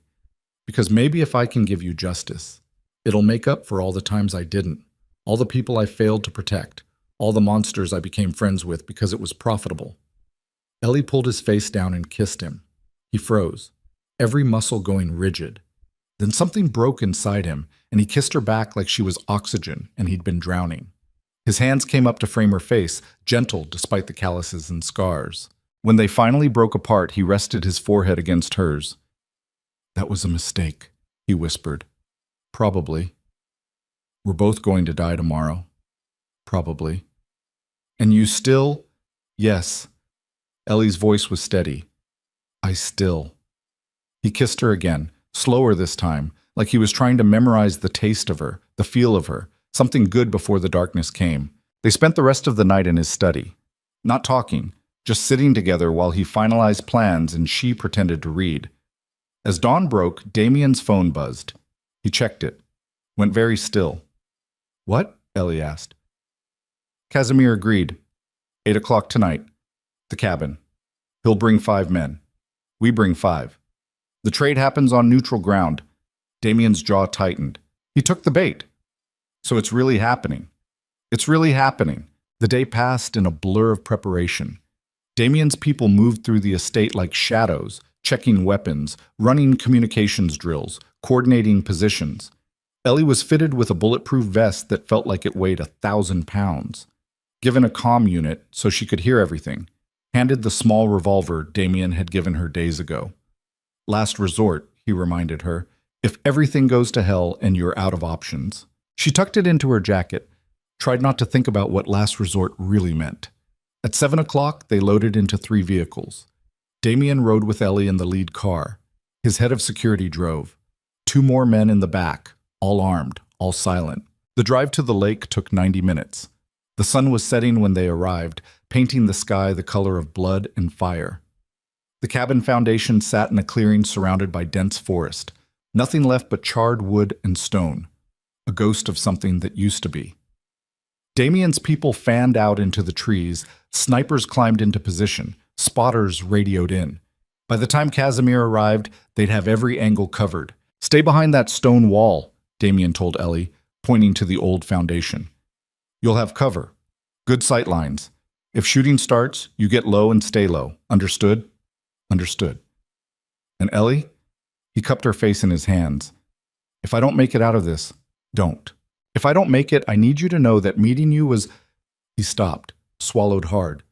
"You made me remember what it felt like to want to be better, to be someone other than what my father's death turned me into. That's worth something. You're not dying tonight. Probably not, but just in case." He kissed her, hard and desperate and final, then pulled back. "Get to your position. They'll be here soon." Ellie moved behind the stone wall, crouched low. Her heart was hammering so hard she could barely breathe. The comm unit crackled in her ear as Damien's people checked in. Everyone in position. Everyone ready. Then headlights cut through the gathering darkness. 3 black SUVs rolled into the clearing, stopped 20 yards from where Damien stood. Engines cut off. Doors opened. Victor Casimir emerged from the center vehicle like something from a nightmare given flesh. Older than his photographs suggested. Gray hair. Expensive suit. Dead eyes that had seen too much horror and felt nothing. 5 men flanked him, all armed, all watching Damien with the kind of focus that came before violence. Casimir smiled. It was worse than his scowl. "Damien Vescari," he said, voice carrying across the clearing. "Antonio's little boy, all grown up." "Victor," Damien's voice was ice. "You're looking old. And you're looking foolish. Did you really think I'd come here just to trade?" Casimir laughed. "I'm disappointed. Your father was smarter than this." "My father trusted you. That was his mistake. I'm not making the same one." "No. Your mistake is thinking you can win." Casimir gestured to the trees. "I know you have men out there. Snipers, backup. You think I came unprepared?" A dozen more figures emerged from the forest behind Casimir, armed, organized, moving with military precision. Damien didn't flinch. Doesn't matter how many men you brought, you're still going to die tonight. Am I? Casimir's smile widened. Tell me, did you enjoy reading Thomas Mercer's letter, learning the truth about your precious victim? Ellie's blood went cold. I know everything, Casimir continued, about the safe deposit box, about the locket, about the drive. Thomas told me about his insurance policy years ago, told me exactly where he hid it. He looked directly at Ellie's hiding spot, and he told me about his daughter, sweet little Eleanor, who he left behind to carry his sins. Damien's hand moved to his gun. Leave her out of this. But she's the whole point, isn't she? Thomas's final revenge, leaving his daughter the evidence that would destroy me. Except, Casimir pulled out his phone, tapped the screen. I've had the real drive for years. The one Thomas actually used. The one with the operational files that matter.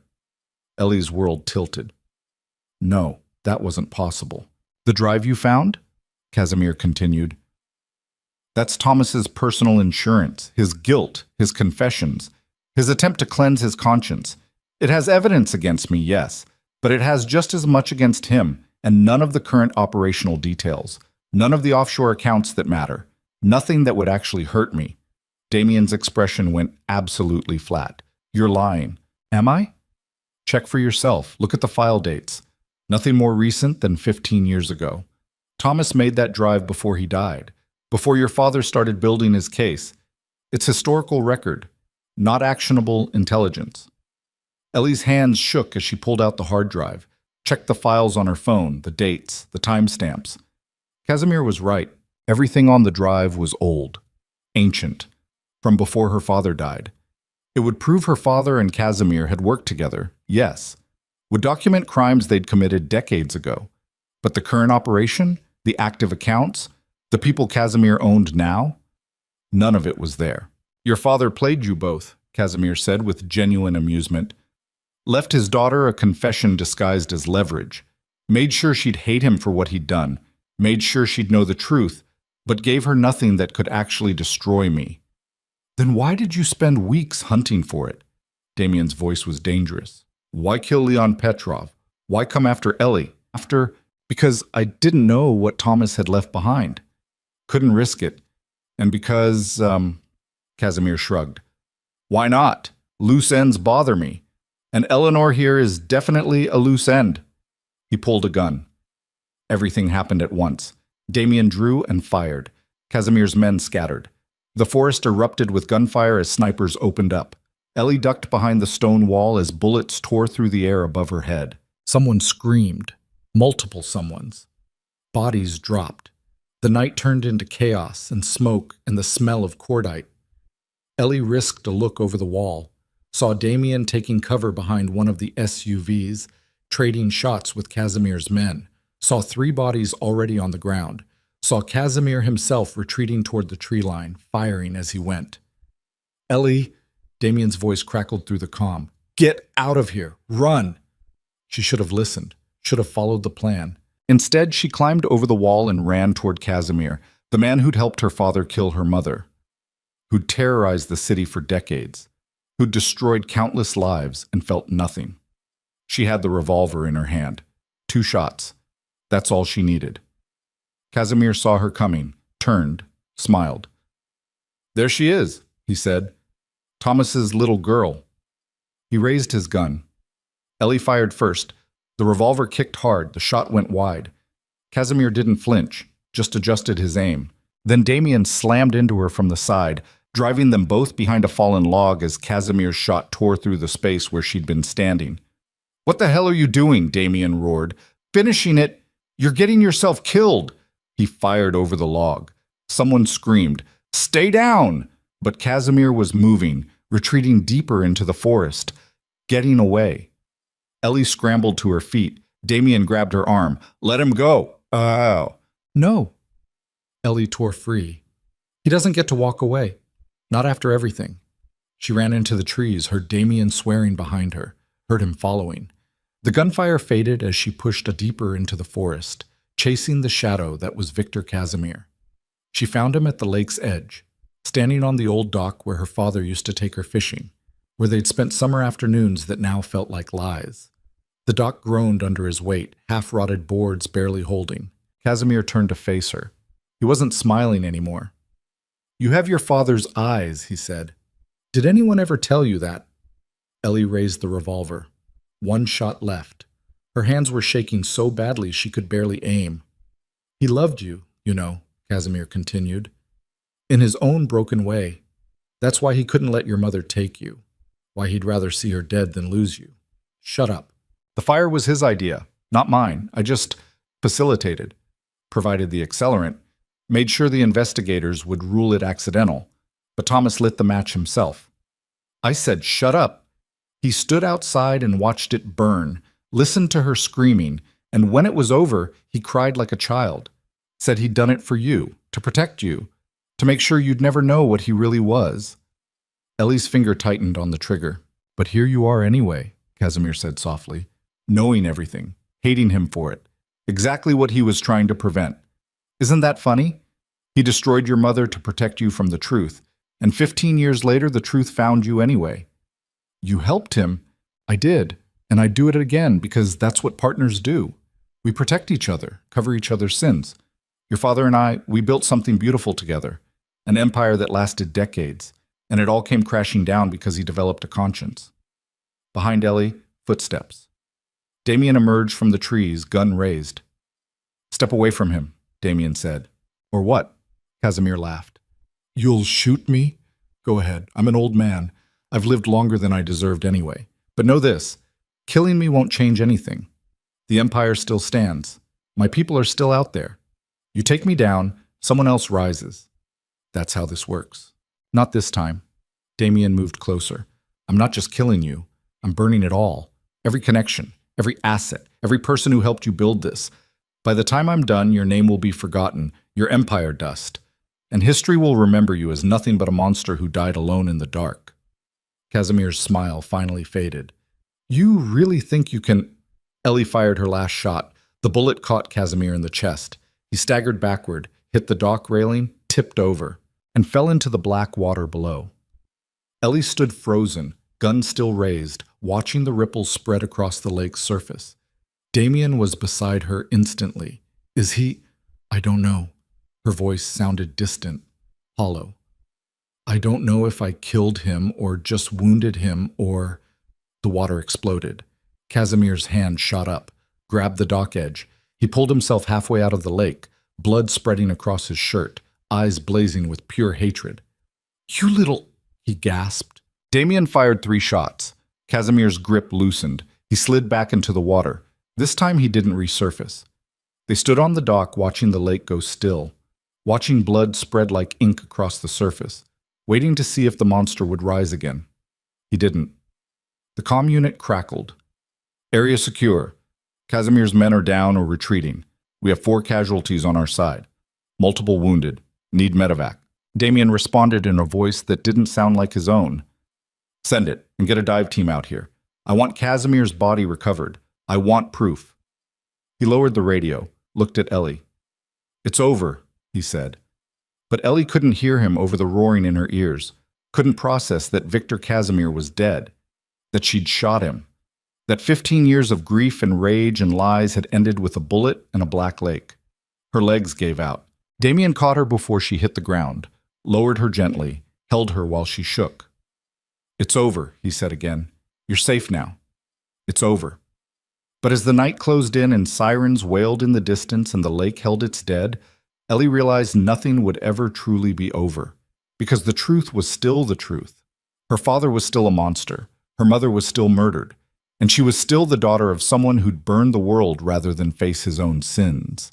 The only difference was now everyone would know, and there was no going back from that. The dive team pulled Victor Casimir's body from the lake at 3 a.m. Ellie watched from the shore, wrapped in a blanket someone had given her, shivering despite the warm night. Damien stood beside her, silent and still as a monument.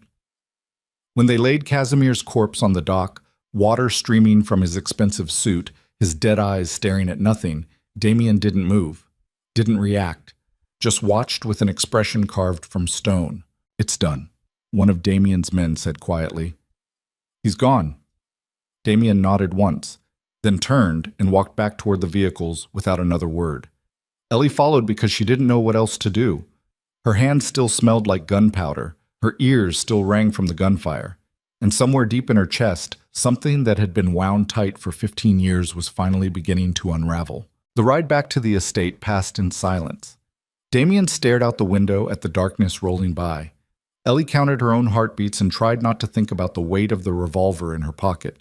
2 shots. She'd used both. One had missed. One had found its mark. She'd killed a man. The thought should have horrified her, should have sent her spiraling into guilt and shame and all the things good people were supposed to feel after taking a life. Instead, she felt nothing, just hollow, empty. Like someone had scooped out everything inside her and left behind a shell that looked like Ellie Mercer, but wasn't anymore. Back at the estate, Damien's people scattered to their duties, cleaning weapons, treating wounded, making calls to lawyers and fixers, and people who specialized in making problems disappear. Ellie drifted through the corridors like a ghost until she found herself back in the room she'd been given on that first terrifying night. It felt like a lifetime ago. She stood under the shower until the water ran cold, scrubbing at skin that wouldn't come clean no matter how hard she tried. When she finally emerged, wrapped in a towel with her hair dripping, Damien was sitting on her bed. "You should be resting," he said. "So should you." "Can't. Too much to do." But he didn't move, just sat there with his shoulders slumped and his eyes hollow. "The FBI will be here by noon. I called them, told them I have evidence of a massive criminal conspiracy. They're sending a task force." The drive. "Yes. It won't destroy Casimir's current operation like we'd hoped, but it'll expose what he and your father built together, give the feds enough to start dismantling what's left." He looked up at her. "Your father's name will be dragged through the mud. Everyone will know what he was, what he did. Are you ready for that?" Ellie sat beside him on the bed. "I don't know if I'll ever be ready, but it needs to happen anyway." "You could walk away, change your name, disappear. I'd make sure the drive went public without your involvement. You'd never have to be connected to any of this.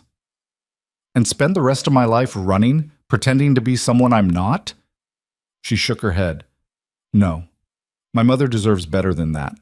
She deserves people knowing she was murdered, that she tried to protect me, that she died because my father was too much of a coward to face what he'd become." Damien reached for her hand, held it gently. "You're stronger than you know. I shot a man tonight. You killed a monster. Is there a difference?" "Yes." His voice was firm. "Casimir spent 40 years destroying lives. Your bullet ended that, saved whoever he would have hurt next. That's not murder. That's justice." Ellie wanted to believe him, wanted to feel righteous instead of hollow. But when she closed her eyes, all she saw was Casimir's face as he fell backward into the lake. The surprise, the rage, the very human fear in the seconds before he hit the water. "I'm not sure I'm a good person anymore," she whispered. "Good people don't survive what you've survived. They break. They run. They let the world swallow them whole." Damien lifted her hand and pressed it against his chest, against the steady beat of his heart. "You're still here, still fighting, still breathing. That makes you something better than good. It makes you strong." "I don't feel strong." "You will, eventually." He released her hand, stood. "Get some sleep. Tomorrow's going to be brutal. Interrogations, depositions, media if they get wind of it. You'll need to be ready." He moved toward the door. Ellie's voice stopped him. "Stay." He turned. "Ellie, please, I don't want to be alone tonight." For a long moment, he just looked at her. Then he closed the door, crossed back to the bed, lay down beside her on top of the covers, fully clothed, careful not to touch. Ellie shifted closer, rested her head on his chest, felt his arm come around her shoulders. "I'm not good at this," he said quietly. "The comfort thing, the being there for people thing.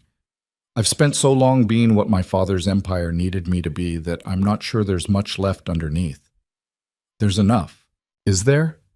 Because right now I'm lying here calculating how to spin tonight's events to federal prosecutors, how to position the evidence, what to admit and what to bury. I can't turn it off. Can't stop being what I am." "What are you?" "A monster who occasionally does the right thing for the wrong reasons." He tightened his hold on her. But for what it's worth, if I could be anything else for you, I would. Ellie closed her eyes and listened to his heartbeat. You're enough, just like this.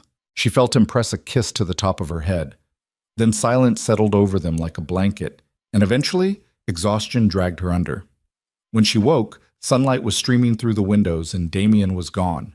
She found him in his study, tie loosened, shirt wrinkled, surrounded by lawyers in expensive suits.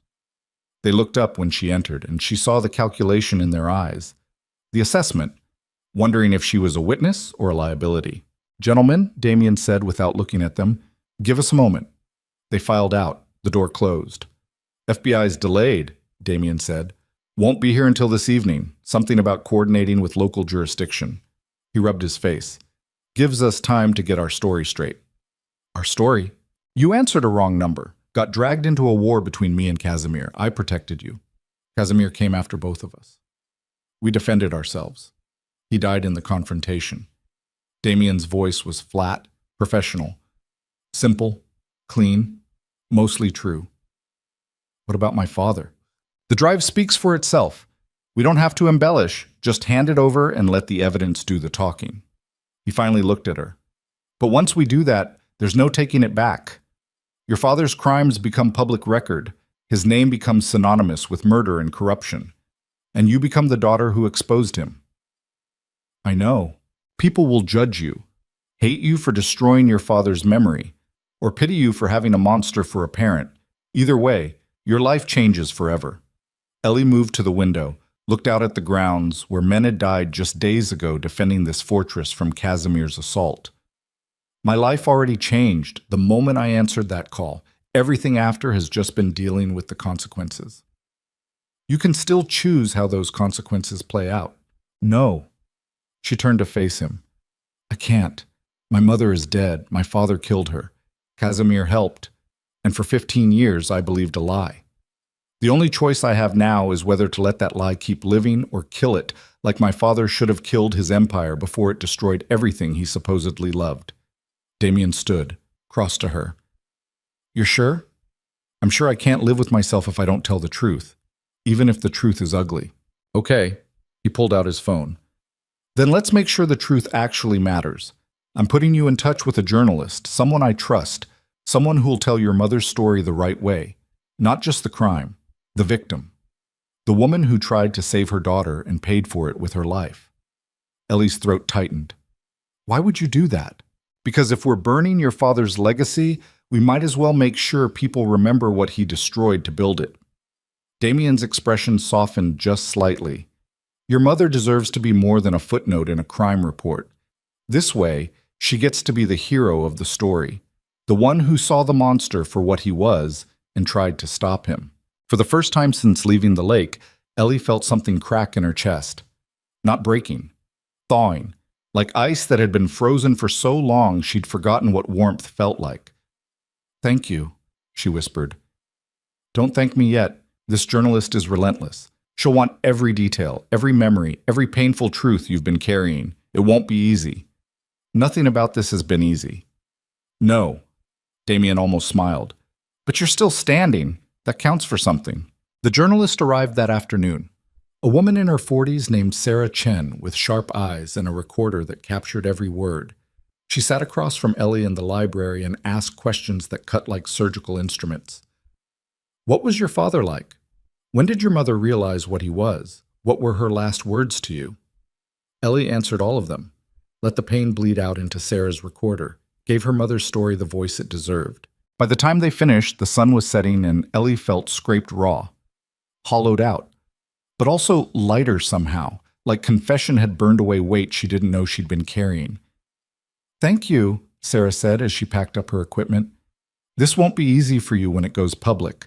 People are going to have opinions, strong ones, but your mother's story deserves to be told, and I'm going to make sure it is. After she left, Ellie found Damien on the terrace overlooking the grounds. He'd changed into jeans and a dark sweater. No suit, no armor, just a tired man watching the sunset. FBI's here, he said without turning around. Waiting in the main hall with enough agents to arrest a small army. You ready? As ready as I'll ever be. He finally looked at her. Whatever happens in there, whatever they ask, remember you're the victim in this. You didn't choose any of it. It chose you. And you? I made my choices a long time ago. Now I pay for them. He started toward the door. Stopped. For what it's worth, meeting you was the first thing in 6 years that made me think maybe I could be something other than my father's revenge. What are you saying? I'm saying when this is over and the feds finish with us, I'm walking away. From the empire. From the violence. From all of it. His voice was quiet. I'm going to try being a normal person. See if there's anything left under the monster that's worth saving. Ellie's heart kicked. Where will you go? Don't know yet. Somewhere Casimir never touched. Somewhere I can pretend to be someone who never put a bullet in another man. He looked at her with those storm cloud eyes that had terrified her once upon a wrong number. You could come with me, if you wanted. Start over together. Build something that isn't soaked in blood. Damien, or don't, walk away. Build your own life. Either way, you're free now. Casimir's dead, his empire's crumbling, and whatever happens with the FBI, I'll make sure you come out of it clean. He touched her face gently. You don't owe me anything. Remember that.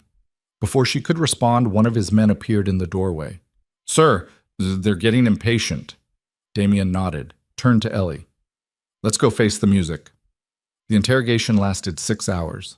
Federal agents in dark suits asked the same question 17 different ways. Where did you get the drive? How did you know where to find it? What was your relationship with Victor Casimir? With Damien Vescari? Did you fire the weapon that killed Casimir? Ellie answered truthfully. About the phone call, the roses, the apartment raid, the locket, the safe deposit box, her father's letter, the confrontation at the lake. She told them she'd shot Casimir in self-defense, that he'd been about to kill her and Damien both, that she'd pulled the trigger because she wanted to live. It was true. Mostly. She left out the part about wanting him dead, about chasing him into the forest, about pulling the trigger not because she had to, but because she needed to watch the light leave his eyes. Some truths were better kept private. Damien was interrogated separately. Ellie didn't know what he told them, but whatever it was must have been convincing because after 6 hours, the lead agent shook both their hands and said they were cooperating witnesses, not suspects. We'll need you available for follow-up questions, the agent said. But for now, you're free to go, both of you. Just like that, it was over. Damien walked Ellie to one of the guest rooms that had been set up as a temporary quarters. You should sleep. Tomorrow's going to bring reporters, questions, your father's crimes going public. What about you? I have calls to make, people to pay off, bridges to burn. He looked exhausted. The empire doesn't dismantle itself. You meant what you said? About walking away? Every word. He leaned against the doorframe. I've spent 6 years becoming exactly what Casimir was. Building power through fear, controlling people through violence. It worked. I'm rich, feared, untouchable. And I'm so goddamn tired of it, I can barely stand looking at myself in the mirror. So what happens to all of this? Ellie gestured at the estate around them. I have people who can run the legitimate businesses. The rest, he shrugged. Let it collapse. Let someone else fight over the scraps. I don't care anymore. And us? The question hung in the air between them. Damien studied her face like he was trying to memorize it. I want there to be an us. I want to wake up somewhere quiet with you beside me and pretend we're just two normal people who met under normal circumstances. But I don't know if that's possible. I don't know if you can look at me and not see the man who killed people in his own entrance hall, who runs an empire built on blood. Who's no better than Casimir except in the ways that barely matter? Ellie stepped closer, close enough to feel the heat of him. I see a man who protected me when he didn't have to, who risked everything to give me the truth even when it destroyed both our worlds, who looks at me like I'm worth saving instead of a problem to solve. You see what you want to see. Maybe. Or maybe I see what's actually there under all the armor and the violence and the guilt. She took his hand. You're not Casimir. You're not your father. You're just Damien, and that's enough. He kissed her then, slow and desperate and tinged with something that felt like goodbye. When he finally pulled back, his eyes were wet. I don't deserve you, he whispered. Probably not, but I'm choosing you anyway. 6 months later, Ellie stood in a small apartment overlooking the Pacific Ocean, watching waves crash against rocks that had seen 10,000 storms and would see 10,000 more. The apartment was modest, 2 bedrooms, kitchen barely big enough for 2 people, nothing like the Gothic estate or even her old place on Bleecker Street. But it was hers, theirs.